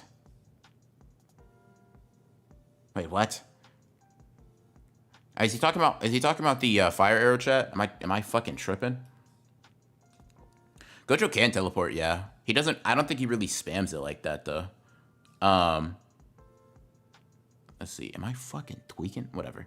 Gojo is Kamino and Malevolent Shrine victim, and he would lose extremely quickly just because Simple Domain and Falling Blossom Motion are anti-barrier techniques and wouldn't protect Gojo at all from Kamino. Finally, Fire and RCT don't mesh well. Okay, yeah, he is talking about Fire. Kamino Fuga. Okay. All right, bro got his pinky out. I'll give it up. That's my fault, gang. All right, let's see. Finally, Fire and RCT don't mesh well, as seen with how Maki burns can't be healed with RCT. Said by Yuki herself. This means that without the ability to change barrier domain, Gojo's anti-barrier wouldn't work. If his anti-domain don't work, then that means he won't be able to use red and blue to heal back his brain, which all work when Gojo isn't being attacked as much by Malevolent Shrine. The rest don't matter that much, but I can still explain some things to you. Sukuna turn a sure hit effect in the domain clash and make Mahoraga adapt. Sukuna will never turn off a sure in his arrow form, and will just push to collapse Gojo and just use domain amplification at its full power, something that he couldn't use because of Mahoraga's process of adaptation. This means that hanging arrow Sukuna probably went even easier than Mechana, just below world cutting / Sukuna. Oh, so I think he agrees with me largely. He just disagrees that like Gojo could beat Heian era Sukuna. And I mean, on that point, I don't know if I'd argue too much. For Gojo, let's see. In Gojo's corner, what would I say? Hold on. Let me see something. Hold on. Let's see. Cool, I guess. Anyways. And if I were in Gojo's corner, I would just say that, like, I would say that the big thing is just that if Gojo flips the coordinates of his barrier, the way that Sukuna, and I'm not saying there's no way to counter this outside of that, the way that we see Sukuna counter it is via something that he's only able to do through knowledge, right? So let's see. Yeah. So there's this. Okay, so Sukuna is able to turn off the shirt inside of his domain because he knows that touching him makes him immune. And then, let's see. Binding about for negating Malevolent Shrines can't miss a technique inside a domain. Further increase the power outside of the domain. And Sukuna has revived Unlimited Void by touching Gojo. So that's just something that I think Sukuna would not have a counter for specifically. You could maybe argue he's smart enough. Like I said, too many unknowns, too much Sukuna glazing for me personally, but I'm not against the compelling argument for like no knowledge Heian era Sukuna. Let's see. So how does Kenjaku bypass Gojo's technique burn out after a domain? No, absolutely no fucking clue. I'm gonna be honest. All right, let's see. Let's see. How does pre-Shibuya Gojo beat 15-finger Megana? When his domain gets shattered more easily due to him not having the shrinking trick? Well, Gojo has a physical advantage. Sukuna's superior domain should be more relevant, as he mentioned with 3-finger Sukuna versus freshly awakened Gojo. I think the point I would say to argue this is just that, like, Gojo's... because we... I'll put it like this, right?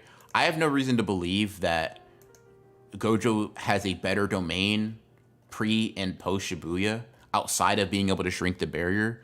And if that's the case, if he's even with 20-finger Sukuna, then 15-finger Sukuna should just have inferior internal domain clashing.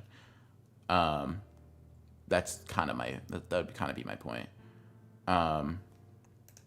Let's see. I'm just gonna drop this here as well. Not a rebuttal, just my overall thoughts. Okay. I'm just gonna drop this here as well. Not a rebuttal, but overall my thoughts. At 1608, you mentioned the lack of knowledge from Sukuna's side against Gojo, but I feel like you're overplaying it a bit. Sukuna has the highest battle IQ in the series. We see that in his one-finger state, he's able to figure out Gojo's gimmick in less than 10 seconds of fighting him. That, together with the fact that his instincts as a sorcerer would recognize that a fighter Gojo's level who sets are top knot can match him in domain refinement and who can spam domains, he'd never be careless to get caught with his pants down. It's true that purple would be dangerous, but as we know, the ability is easy to read and has a long charge-up time, which Sukuna can obviously counter. On top of the inverse domain barriers, Sukuna chose the riskier option because of the adaptation, stopping his shrine usage. Breaking the domain barrier from the inside is much safer and less risky option that he would undoubtedly go for. That's not a bad point in all honesty. What I would say for the intelligence thing, and like I'll bring it up here because it seems like it's a different point. What I would say for the intelligence thing is like even base form Jogo was able to kind of figure out that there was a gimmick to blue, right? Sukuna doesn't really get it immediately. Rather, he gets that there is something going on, right? But like, once again, chat, don't get to slandering. As we all know, this is base form Jogo, right? It's whatever. But I mean, him and Sukuna and Jogo both, like, unless I'm missing something, right? Sukuna doesn't get that maybe he does, right? No, it's not just that. Maybe you could say he understands it's his technique, sure, but what it is specifically, I don't know. Jogo also is kind of just like, you know, hey, this cannot just be cursed energy reinforcement, bro. He is hitting me way too fucking hard for that. All right, let's see. Uh, do do do do do do do do. Let's see. Jogo is just that guy. Yeah, even in base form, that's him, bro. Let's see.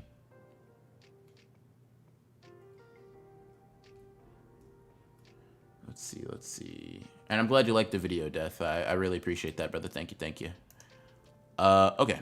Anyways, that's my refutation to that. But I do think it makes a good point of attacking the inside. That's fair. Y'all dumb if you think Jogo went all out. Jogo could beat Gojo and Sukuna at the same time mid diff. I mean, mid diff is kind of gassing Gojo and Sukuna, but I agree. Jogo stomps. Okay. 1850. As for the debate around true form Sukuna versus Gojo, there's something you'd mentioned I'd like to emphasize. It is mentioned in 2 separate occasions by Sukuna himself that for the sake of adaptation, he significantly limited his use of domain amplification. We even see that post-second domain clash, Sukuna isn't shown to throw a single punch until the very end when Mahoraga is summoned. What this means is that for 5 domain clashes, Gojo was fighting a Sukuna who had limited domain amp, meaning less hand-to-hand abilities, had no effective curse technique, as 10 shadows cannot be used in tandem with Shrine. Or rather, not even that it can't. It can when the domain or when the technique is imbued on the barrier, but Sukuna was not using it, as Gojo mentioned. 3 was fighting in an objectively inferior body by every metric, and 4 did not have Heat 10 or Kamitoke with him. All things I basically agree with. And despite all that on their 5th domain clash, Gojo barely managed to open his domain 0.01 seconds before Sukuna, which eventually leads to being what stops Sukuna from being able to open his domain.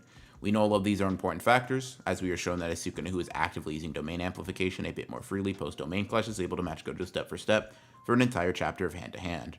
Essentially, a Sukuna without Mahoraga in his own body has none of the limitations of Megami's, and all the benefits of his own body. That I agree with as well. And I believe this result does not change, regardless of whether Sukuna knows Gojo's moveset or not. As the initial hand-to-hand scuffle they had before the remains, we give Sukuna enough intel, together with Gojo's capabilities with his domain, for Sukuna to not be careless and fight smart. I actually think the line he drops on Gojo's after Gojo prides his brain is more so about this. He called Gojo unenlightened, as he deemed Gojo's approach to combat wrong. Otherwise, great video. Yeah, it seems he's basically just going to bat for Heian Sukuna a bit more than me, which is fair. I mean, I don't think it's too crazy. Need a Jogo max potential part 2. I know, bro, can be better. Shit, bro, I might spin back. You're so right. You're so fucking right, bro. Let's see.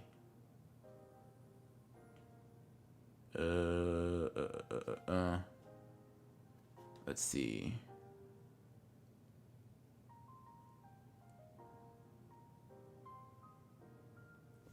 Are y'all arguing about black flashes in here, bro?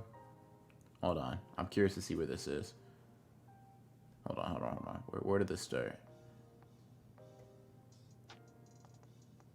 I don't know where this should start, man. I kind of interested. I kind of trying to see this. Fuck. Okay. Let's see.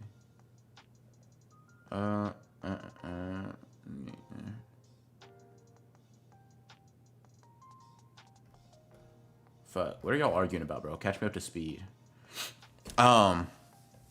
Anyways. Okay. Let me like both of these so I know I read them. Appreciate you for the comment, by the way, Q Gods. I think I know I saw you in here, and you donated 10. I appreciate that a lot. Thank you for the comments, and thank you for the 10 once more. Okay. And then we got Zero. Let's see. Always had my stocks on Heian Sukuna over Gojo, but a common counter I see Gojo fans use is that Gojo can just teleport out of level and Shrine instead of clashing. This would weaken Sukuna due to being post-domain exhaustion, giving Gojo the advantage. I was wondering how you would counter this argument. Personally countered it by saying we know from chapters 235 that Sukuna can precog what technique Gojo can use, plus him using a different hand side will just stop Sukuna from using domain. I would also argue Heian or Sukuna could have reasonably out-experienced Gojo if he was actually pushed into a corner. I say that because when he was actually pushed into a corner, he did his impromptu binding vows to bring his domain back, something Gojo never thought to do, despite being stated by himself and other characters to be going all out. Even if Gojo thought to do the same thing, Gojo in Route 2 before Black Flash had low RCT. Thus, Malevolent Shrine would critically damage Gojo before he can even copy Sukuna's strategy. As a side tangent, I think it's pretty annoying how Gojo fans just say Gojo got jumped by Mahoraga and Sukuna, as opposed to mean Gojo is stronger, but the 2v1 doesn't mean much in context, considering they fail to remember Gojo got a Black Flash right before Sukuna summoned Mahoraga, severely weakening Sukuna and amping Gojo. They also fail to mention that Mahoraga is being amped by Sukuna's cursed energy. While it's true, the increase is from 3-finger Sukuna to however strong round 2 Gojo is, which is still a lot stronger than Yuta. The amp received is also from a weakened Sukuna, while technically further weakening Sukuna. And that's further on top of Sukuna being unable to use his OG technique, which Yorozu considers as Sukuna holding back through a whole fight, despite seeing what all the 10 shadows, besides Mahoraga, can do. Combine this with Sukuna needing to get hit from Mahoraga to adapt, possibly implying he was putting himself in harm's way. Gojo being said multiple times to be going all out, and not even mentioning Sukuna's extra arms, granting him an extra hand sign and enhanced techniques. Yeah, I mean, I personally just don't buy the, like, here's the thing, right? Hot take, you know, L reader on my part, I guess. I'm gonna say something a little controversial, right? I'm gonna say something a little controversial, a little crazy, a little wacky, right?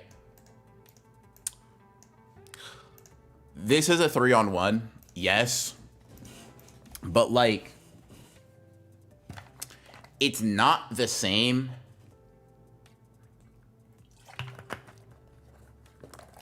It's not the same as like a real jumping 3-on-1, right? Like, it is, but it isn't. Like, I always say this, and this is one of those things that's just irrelevant to the debate. It's just a personal gripe of mine, right?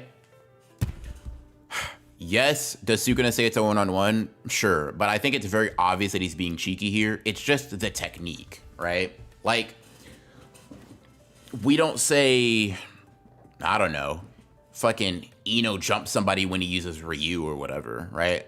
Maybe that's crazy, whatever. I think, to be fair, I also think the same bullshit when people talk about Rika as if she's not Yuta's ability. Like, they're like, bro, you know, Yuta relied on Rika. Like, yeah, nigga, he used his curse technique. Fuck out of here. Like, and what? Like, what do you want me to do about that? Like, I don't know. It doesn't matter. Not really relevant to the whole thing. Just a pet peeve of mine that I see because I'm, because inundated with, you know, JJK opinions a lot. So, I'll play this when I hop off stream. Let's see. L reader. All right, back to chat. What are y'all saying out here? Mahoraga is top 5 by himself, and Agito is arguably top 10 by herself, though.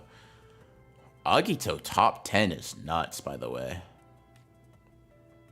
Agito top 10 is kind of crazy. Mahoraga, hold on, let me see some.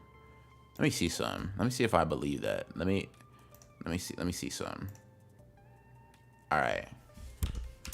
Sukuna, Gojo, Jinjaku, maybe Yuta, Toji, yeah, no, Mahoraga ain't no top 10, bruh, or top 5, bruh. Hell nah. But I do get your point. Mahoraga is very fucking strong. It's that Mahoraga isn't Sukuna's technique, but like it is though.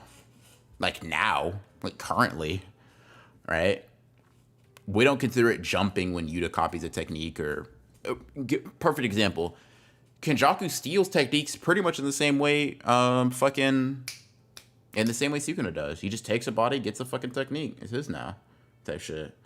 Toji ain't no top 5. It's not even. This isn't. I'm just ranking five niggas above Mahoraga, bro. Don't worry about it. I'm just ranking 5 niggas above Mahoraga. Don't even stress. If you disagree with somebody in here, these are just 5 people that are above Mahoraga. That's all it is. Don't even worry about it, chat. Don't even stress. Let's see. UG top 5. I'm gonna need to see more to say UG top 5. Like, it's possible, but I need to see more. The nature of a lot of UG's feats are really ambiguous and kind of weird.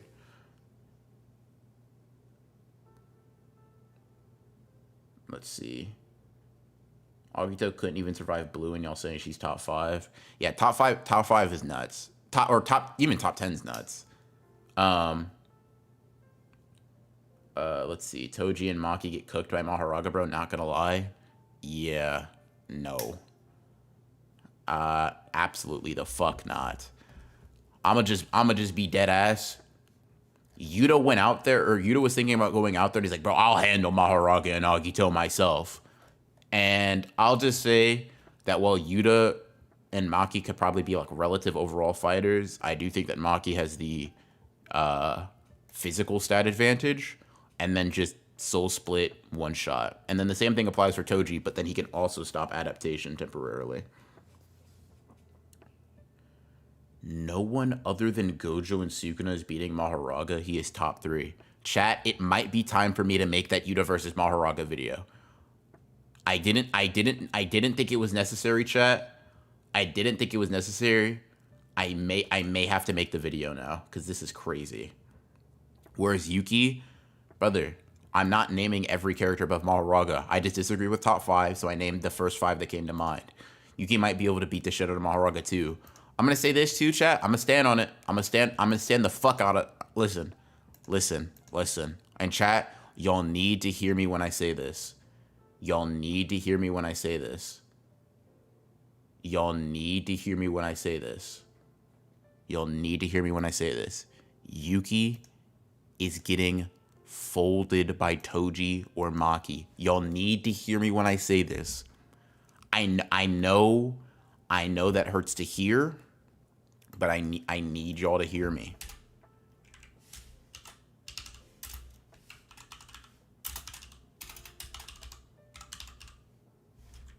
Let's see.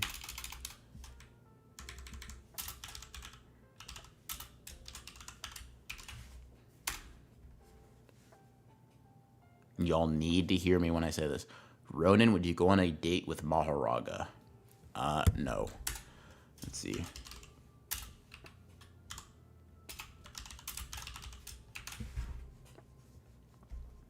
Drop Isagi versus Mahoraga, my life is yours. I'm working on it.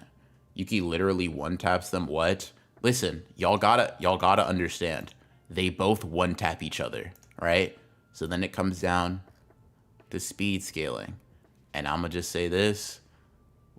One of them got consistently better feats and statements speed-wise than the other. I'm gonna just be honest. Because, like, y'all saying, like, oh, you know, one punch and it's over. Yeah, one slash and it's over for Yuki's dumbass. What? Like, yeah. One stab and it's over from Toji's inverted. Like, who cares? Sleepy Danger, thank you for the 14. I will unalive you, BR. Nice to see you too, buddy. Joe Goat greater than Toji, of course. Oh, obviously. Here, let me add the real. Let's see. What are they doing against a black hole? Nothing. They'll die, but Yuki's not winning. And I honestly think Yuki just dies before that. Let me show you a kind of a reenactment of how I think that shit goes, right? Here's what I think happens. Let me find it real quick. Because there's a pretty good example of what the fuck I think happens when they pull up, right?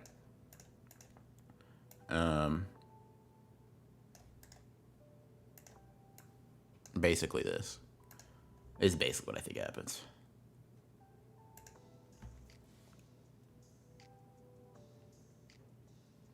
That's basically it. Like, granted, I'm not saying it'll be this easy, but this is basically how the fight gets concluded.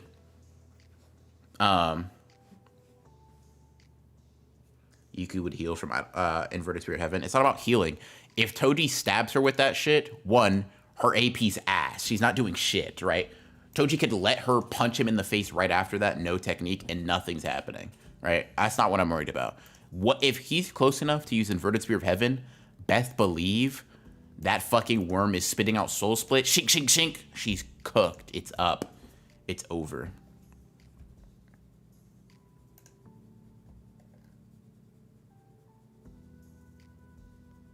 That's all. I'm willing to stand on it too. If one of you brave souls would like to step up to the plate. If one of you brave souls would like to step up to the plate, I'm down. Yuki was keeping up with Kenjaku. Yeah. And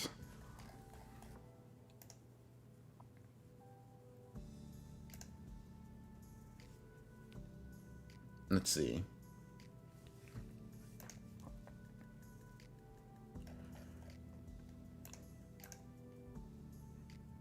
Let's see. I don't know how you feel Kenjaku does Toji and Maki in hand-to-hand. I think he kind of gets slapped up. I don't think Kenjaku necessarily gets slapped up, but I think if they're just keeping it close, he's getting his ass kind of handed to him, low-key.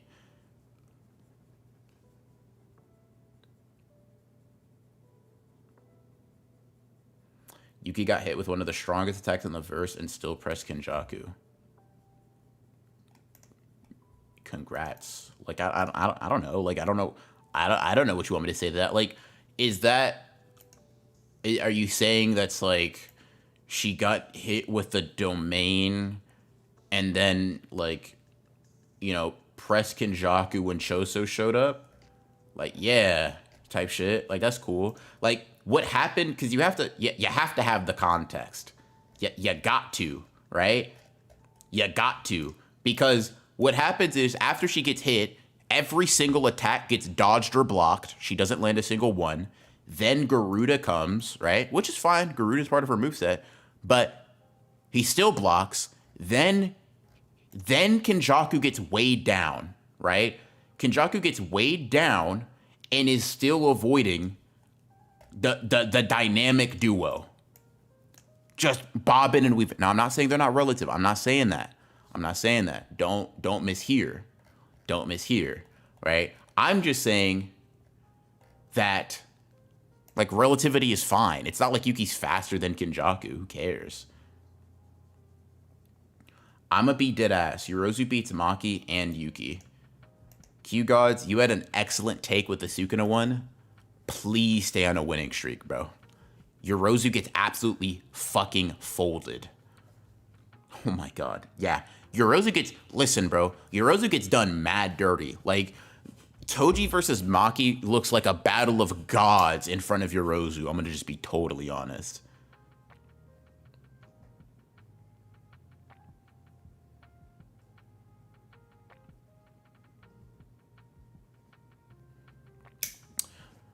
Let's see. Kenjaku claps both Maki and Yuki. Not the point. Like, it doesn't. That's an... Even if that was the case, right? It's really irrelevant because they both, Yuki and Maki and Yuki and Toji, they have one-shot abilities, right? It's about who's faster. And simply put, Toji and Maki just have, you know, they just got better comp. That's all it is. You know, better comp and precog, yes. Baddest JJK in baddest JJK female? Pass.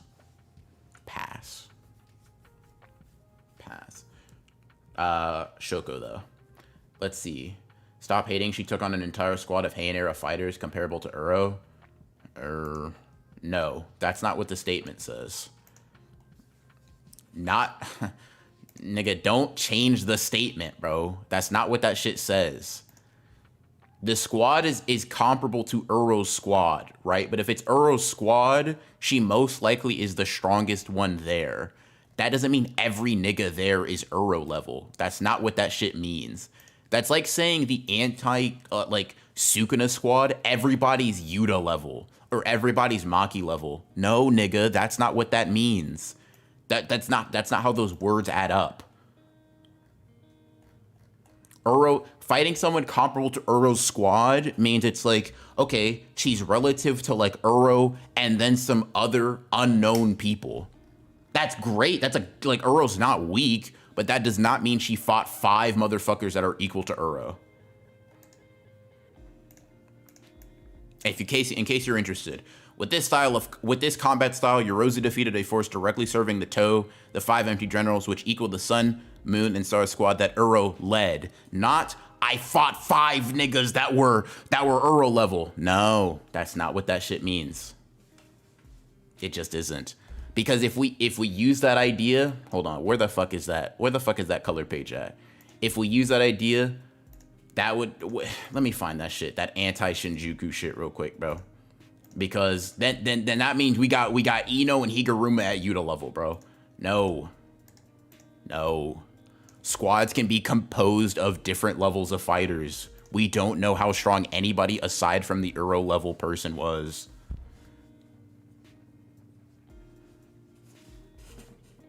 You think Shinjuku Yuta can handle Kenjaku on his own?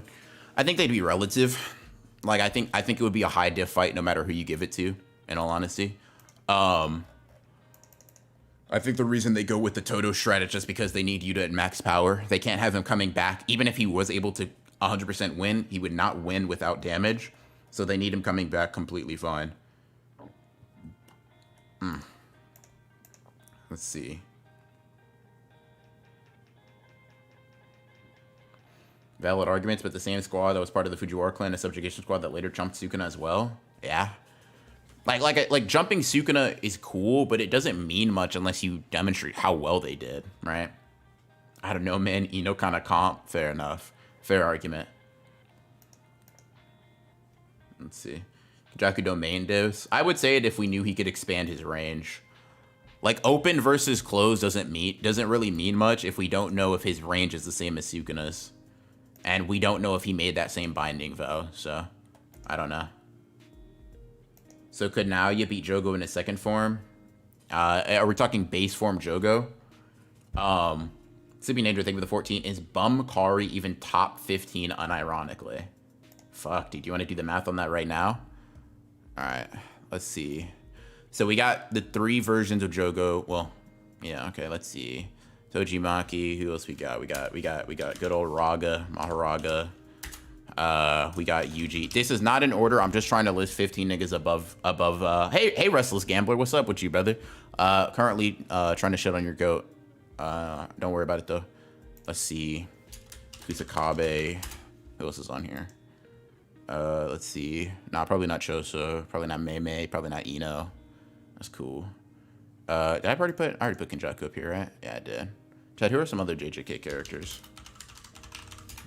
Low-key Mahito. Like, low-key. But y'all don't want to hear that, though. Y'all do not want to hear that, though. But low-key Mahito. Low-key Mahito. Like, low-key Mahito. Let's see. Fuck. Let me think. Toto, low-key. But I won't put him up here. That's kind of crazy. Let's see. Yorozu. Let's see, Yorozu. I'm trying to think though, like, okay, Higuruma's not a bad pick. I'm just trying to think how that domain clash goes. Because if Higuruma wins, then he beats Hikari's dumbass up. But like, I don't know. I'm trying to think. Kusakabe over Mahito? No, bro.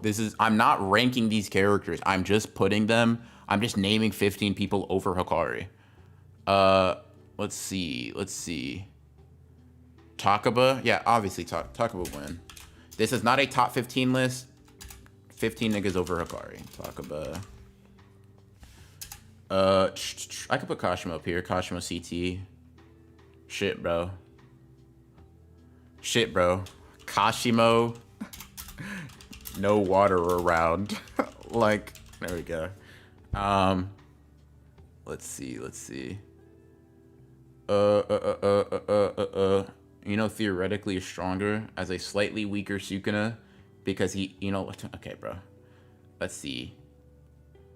Kashimo, Kusakabe, Yuki. Yuki might one-shot, like, high key. High key. Get Kusakabe past Dagon first. Get Hikari past him. Let's see. I put Jogo, Volcano Emperor mode, and Jogo second form, bruh. Shit. Angel. It's up, bro. Nah, that's corny. That's not true. Angel probably doesn't beat his ass. Like, high diff for Hikari, but I'll give it up to him. I'll give it up to him. Low key. Chat, low key. Low key.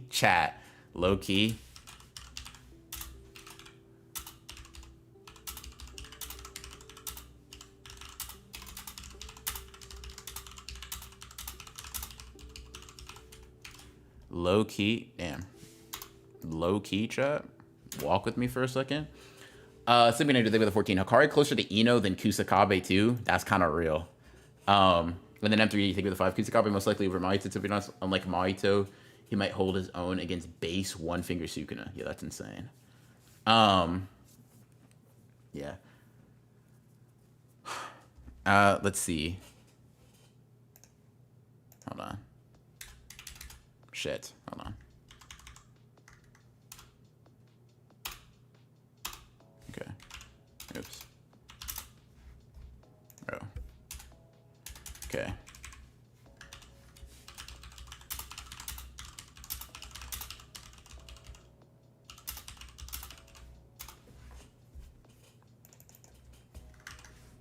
Okay, there we go. This is the list, chat, so nobody gets confused.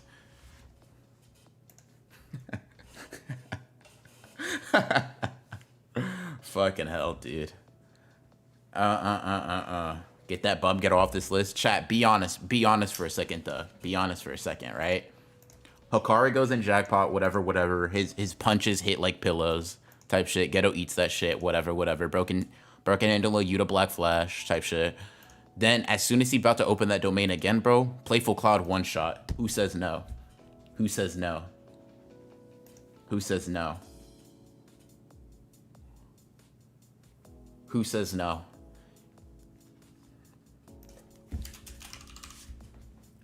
Who says no, chat? It's not your Rozu hate, bro. She's just not that strong. Necessarily. Fraud Watch Hikari? I mean, he been on it, but yeah. Let's see. Let's see. Let me see. Shadow Star, I think, with a 5. Hikari's only a heavy hitter because he can't stop dragging his knuckles on the ground and can't pick them up to help. Yeah, that's insane. Playful Cloud one shot? Yeah. Base Hikari L feats.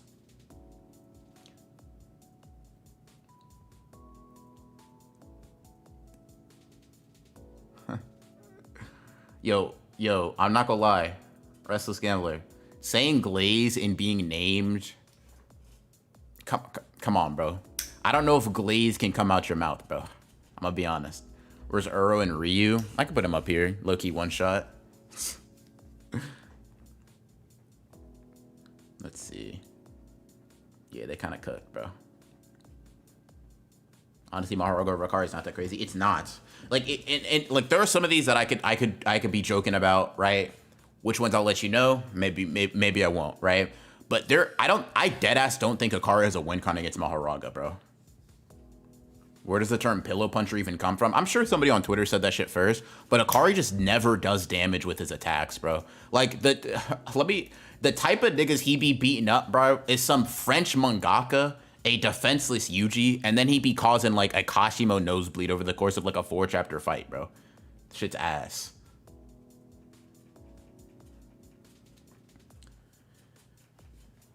Low-key. The Miwa slander's insane. Bro, putting Miwa on a on list is kind of crazy. Like, you're lucky I even put Jogoat up here, bro. There are certain characters that transcend lists like this, but it is what it is. No one has ever survived Ino's Ryu. Fuck. Like, hold on. Let me ask you, Restless Gambler, if you're still in here, bro, I will get in VC with you and discuss Mahoraga versus Hikari if you deadass think he wins, bro. Like, that's one of those I'll stand on, right? Like, if you genuinely believe, I don't know if you have my Discord already, bro, but I'll slide that shit over, bro, if you want to talk about it, you know? Because I am a slanderer, but I'm not a man without reason, right? If you disagree and you think that shit's crazy, like that's one of my oh, that's dead ass takes. So let me know. Well, you do that or don't do that. Feel no pressure, by the way. I'm going to put an ad here while I go take a piss. I'll be back.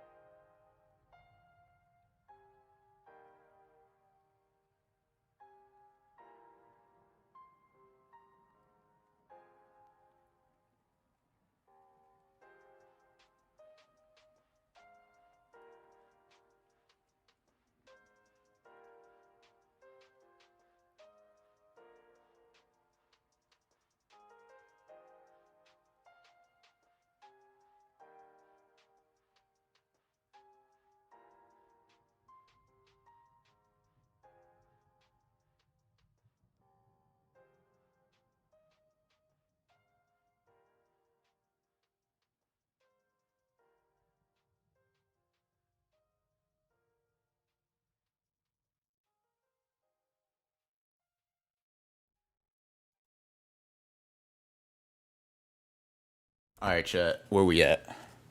Where we at right now? Where we at right now, chat? Where we at with everything? Maki greater than Yuji easily, kind of doing tricks on it, but like that's not crazy. Not enough. I don't know. Whatever. Yuji shit. Yuji scaling's annoying right now. I got to be honest. I got to be honest. Okay. Let me see. Let's say something. Let's see.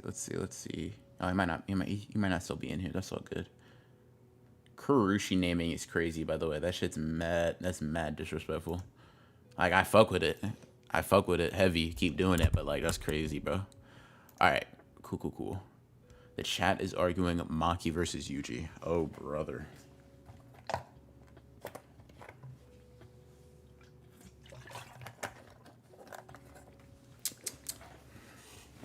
Dear God. Maki versus Yuji. Fucking hell.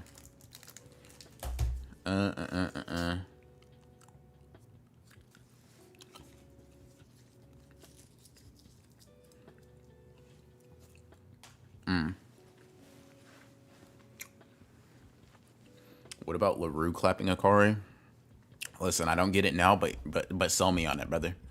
Help me lock into the agenda. Help me tap in. All right. Hold on.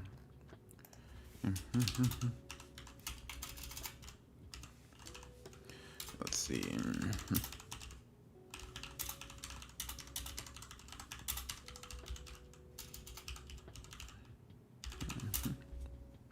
I spell that right? Probably. All right.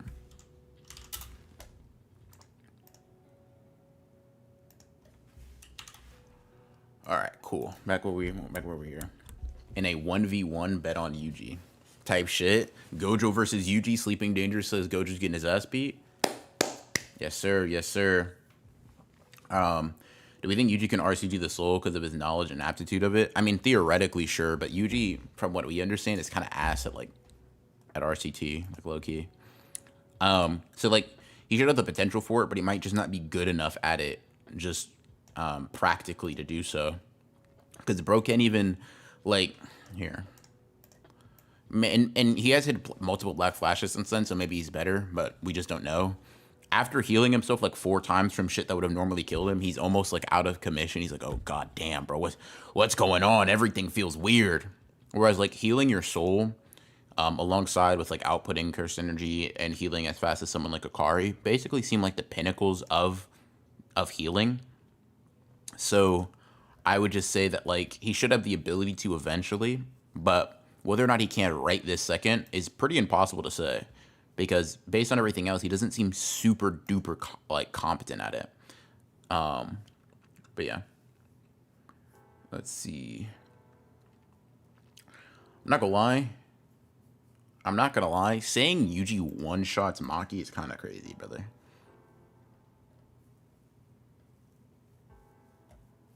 I'm not gonna lie. Excuse me. Saying Yuji one-shots Maki is kind of crazy, bro.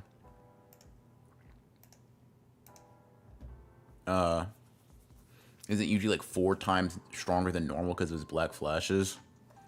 I don't know if it works like that. I don't know if he's 5 times stronger than normal because of that. Did I say 4 times? Did I say 4 times? Multiple times. If I did say 4 black flash, did I say 4 black flashes? If I did, lapse in judgment there. Did the black flash amp stack? We have no fucking idea. Gegi keeps that shit pretty ambiguous, and honestly for good reason. The more shit he explains for that shit, the more holes you can find in it. For example, why are some base punches hurting a character, but then getting exponentially stronger doesn't immediately turn them into like blood mist?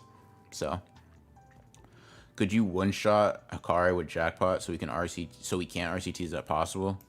And I mean, it would have to be with something like Perfect Sphere or like. It would have to be a very unique ability. Like, I don't even know if I believe, like, I don't know. You can maybe do it, but, I mean, we see people who have slower healing speed than Gojo and Sukuna. Wait, no. We see people who have slower healing speed like Akari. Wait, fuck. I keep misreading. We see that Gojo is able to heal from Malevolent Shrine. Probably one of the strongest attacks in terms of a physical aspect that exists in the verse, right? But Gojo's able to heal from that. We know that Hikari heals faster. So anything Malevolent Shrine level or lower, no. Maybe you could say the Fire Arrow, but even that, pretty arguable, right? Maybe if you think like Hollow Purple, maybe. But I would say maybe Perfect Sphere could do it if you encompass him with it. Let's see. Dementia kicking in.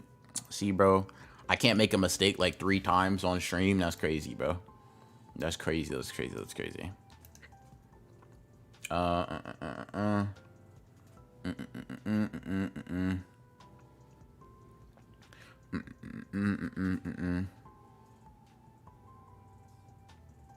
Maki used a shortcut front right weaken Sukuna consistently, while UG has panels where he dodges 3 out of 4 punches from a stronger Sukuna. I mean, sure, but I can pull plenty of panels of Sukuna beating the dog shit out of UG. Like, I don't think that and also you would have to define stronger because like, well, certainly you could say his RCT comes back in certain ways. His output can never be healed, like the soul aspect of it. Like he can't heal that part. Shoso says as much, right? And that part doesn't even fully recover with Black Flashes, and that's why like Sukuna had to pop that, you know, that bullshit ass one-handed fake, you know, domain from Wish, right? That Timu ass Malevolent Shrine. So I mean, maybe he's stronger in some regards, but like I said, the nature of Sukuna getting progressively weaker and also strengthening himself and then getting weaker again makes it so that you cannot really put a definitive, this version of Sukuna is 100% stronger than the other version. Maybe I just haven't combed over the fight enough, but that's how I perceive it at least. That's how I see it. Let's see. Oops. Let me do this. Right down there. Okay. Let's see. Seen people on platforms debating this a lot. Do you agree about what Megami said about Toji being equal to 3-finger Sukuna? I mean, it just depends. He did not see Sukuna, right? Like he kind of got perception blitzed.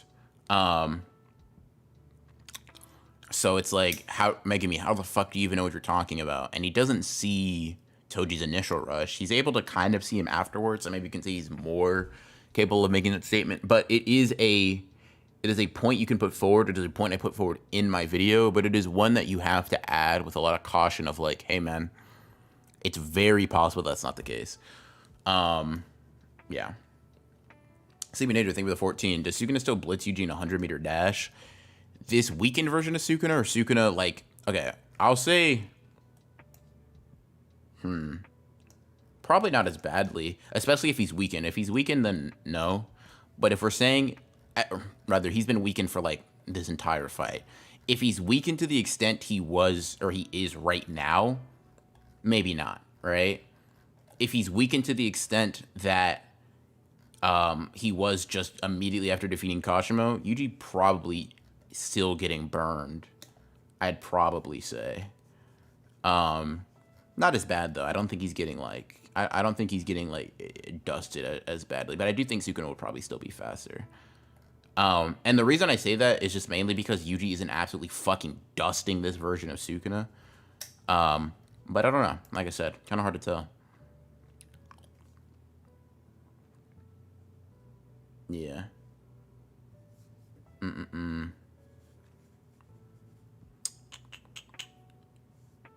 Yeah. I hate that Sukuna less was boredom. I think Marcus Precog is kind of stupid because she should be able to see where an opponent will dodge or block. I mean, I don't think her precog really works like it's not a Sharingan, right? Like I don't think it works exactly like that. I think it's precog in the sense that she can sense like ongoing trajectories from like all around her if she's like intentionally doing so and tuned into it. But I don't think she's like she literally has like supernatural foresight. I don't know. That's just me to. Let me see. Are there any other interesting comments left under this?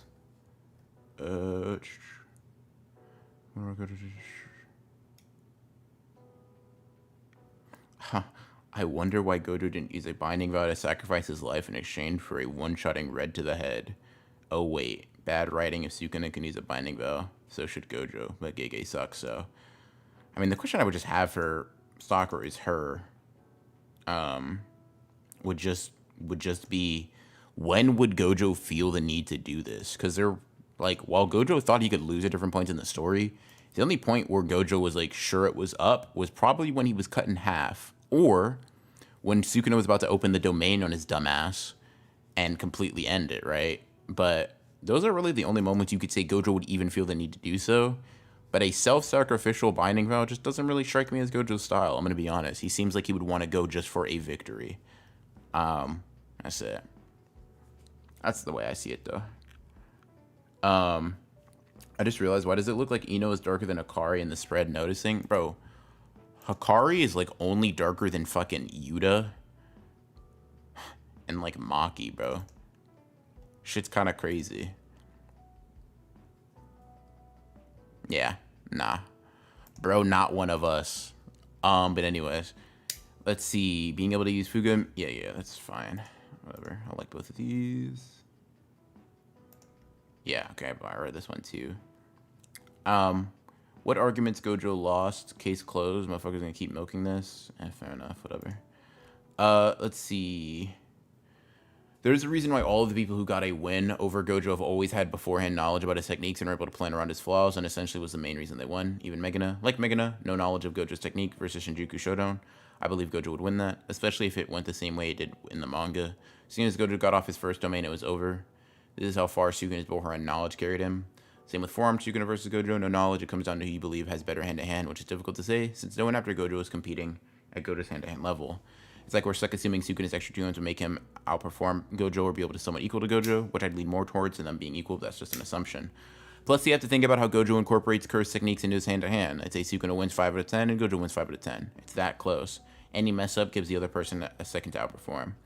Then what about Forearm Gojo versus Shinjuku Gojo? Both have knowledge of each other's techniques. I'd give that win to Gojo. Scenario, Gojo teleports out of Sukuna's domain, teleports back in after it's finished, uses domain expansion. Done.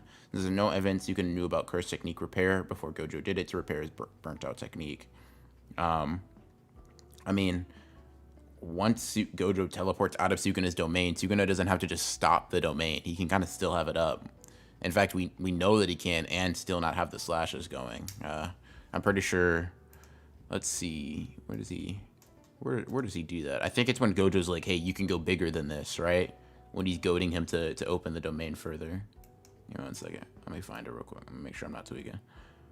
Let's see. Yeah, this domain is just still up, you know? It's just like, he's just chilling. He doesn't have to. And then even when they clashed again, he just opened it. So if Gojo just leaves, then it's like, all right, I'll just kind of keep this shit up. Once again, kind of a plug controller into Gojo's ass and control it sort of scenario. He doesn't really, I don't think he does that in character, but maybe. Then you got Forearms, Sukuna with world cutting slash versus Shinjuku Shodown. No knowledge when goes to Sukuna. With knowledge, I'd give it to Gojo. Or it'll just fall back to Forearms, Sukuna versus Shinjuku. Since I doubt knowledge, with knowledge, Gojo is letting Sukuna shoot off a world cutting slash. I personally feel fine saying they're pretty equal. We can also play bias scenarios to give whoever you want the win. Sadly, everyone wants one to be above the other. Okay, I'm a firm believer that adult Gojo beats Sukuna 10 times out of 10 without the 10 shadows and world cutting slash. I don't see how he wins with just Shrine. Gojo already showed us that he has a faster domain. Sukuna would have died in the domain clash without Mahoraga. Nah, I've already addressed a lot of those arguments. A lot of them are just like, just be rehashing the reason he gets caught lacking, blah, blah, blah, specifically using a Mahoraga thing, etc., you know, blah, blah, blah.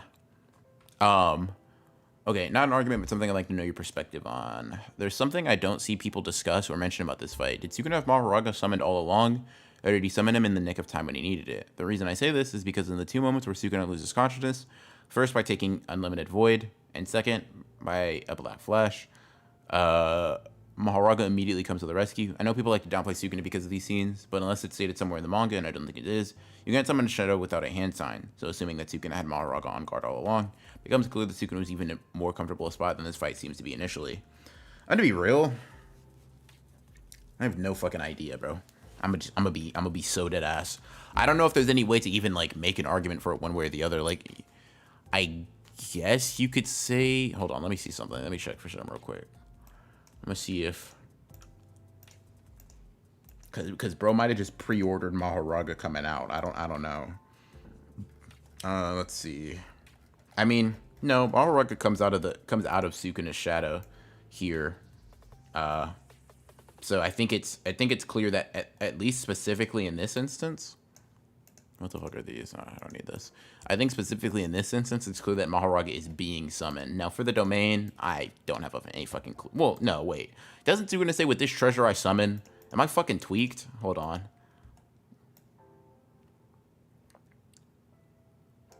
Yeah, he literally does the summoning incantation. Let's see.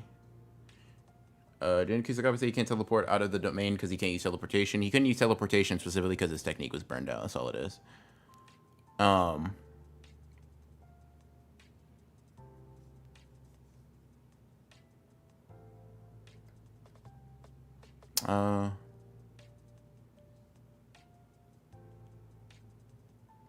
Let's see. I'd be very interested in this. I think it's nice he did the video entertaining, but the creator himself said, yeah, Gojo lost that fight to Sukuna due to having a 10 shadow setting. I'd love to see that statement. I just want to say Megan and Mahoraga's adaptations are random, so if Sukuna got a different second adaptation, he'd lose. Vice versa, if he got the slash as his first adaptation, he'd win.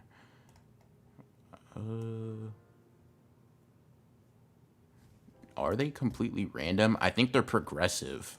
I don't know if they're random. I think they just grow in. They grow in scale or whatever. Let me see if I can find it. I think Sukuna mentions it. Let's see. Let's see, chat. After this, I think I'm going to be seeing a lot of the similar things. Let's see here. What does Sukuna say? Okay. Mahouraga's adaptation slowly starts analyzing once it receives an initial attack, and it completes after a certain amount of time. During that process, if it receives additional attacks, the completion time is sped up. Not only does it ensure adaptation of the first jutsu, but the analysis doesn't stop and the adaptation continues. Yeah. The first time Mahoraga adapted to your ability, your inviolability, it transmuted its own cursed energy in order to neutralize and nullify it. That was something I could not do, so I waited, and I waited until it obtained an adaptation that could match your inviolability.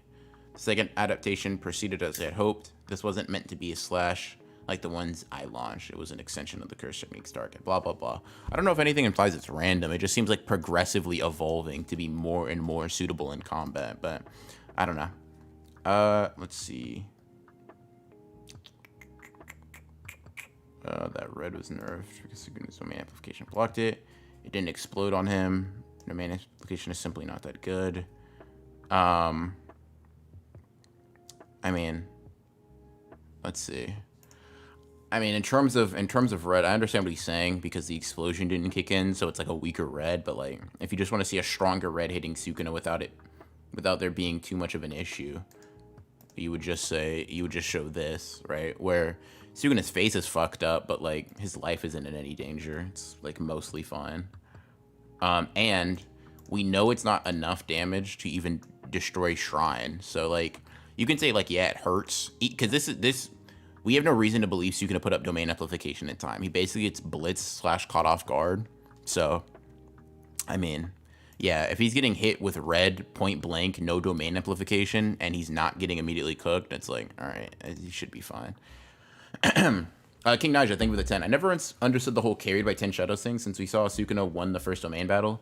Could he use the flame arrow if he really wanted Gojo dead? Yeah, that, first of all, thank you for the 10, Naja. And also just, Gojo himself just says it's possible. Like, he's not even sure if he would have won if Sukuna didn't have the 10 shadows. There are definitely points you can put forward for it, for sure. Let's see. Yeah, the fire arrow does the fire arrow need multiple people to target in the domain, though? I don't think so. It just needs to slash a lot of people. Because the reason he couldn't use it on Gojo was because he made a bunch of extra binding vows moving shit around. The reason he couldn't use it on Gojo was basically because... Here, let me see if I can find it real quick. Again, I mentioned this earlier. Let's see. So... I guess a couple of things, and then I think we can wrap up because I've addressed basically everything I feel like you'd need to. Yeah, so I think what you may be referencing is this statement specifically. Sukuna can't use Divine Flame when he's outnumbered except when his domain is open. So it's like, yeah.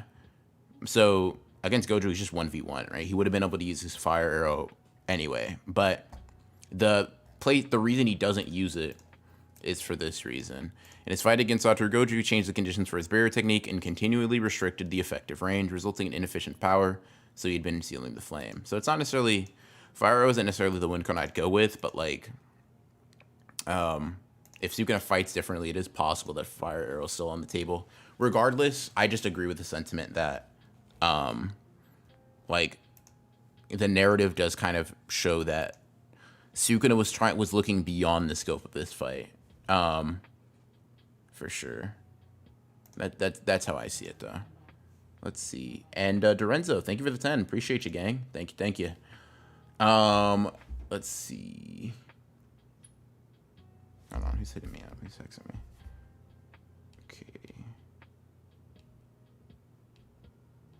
Okay, cool.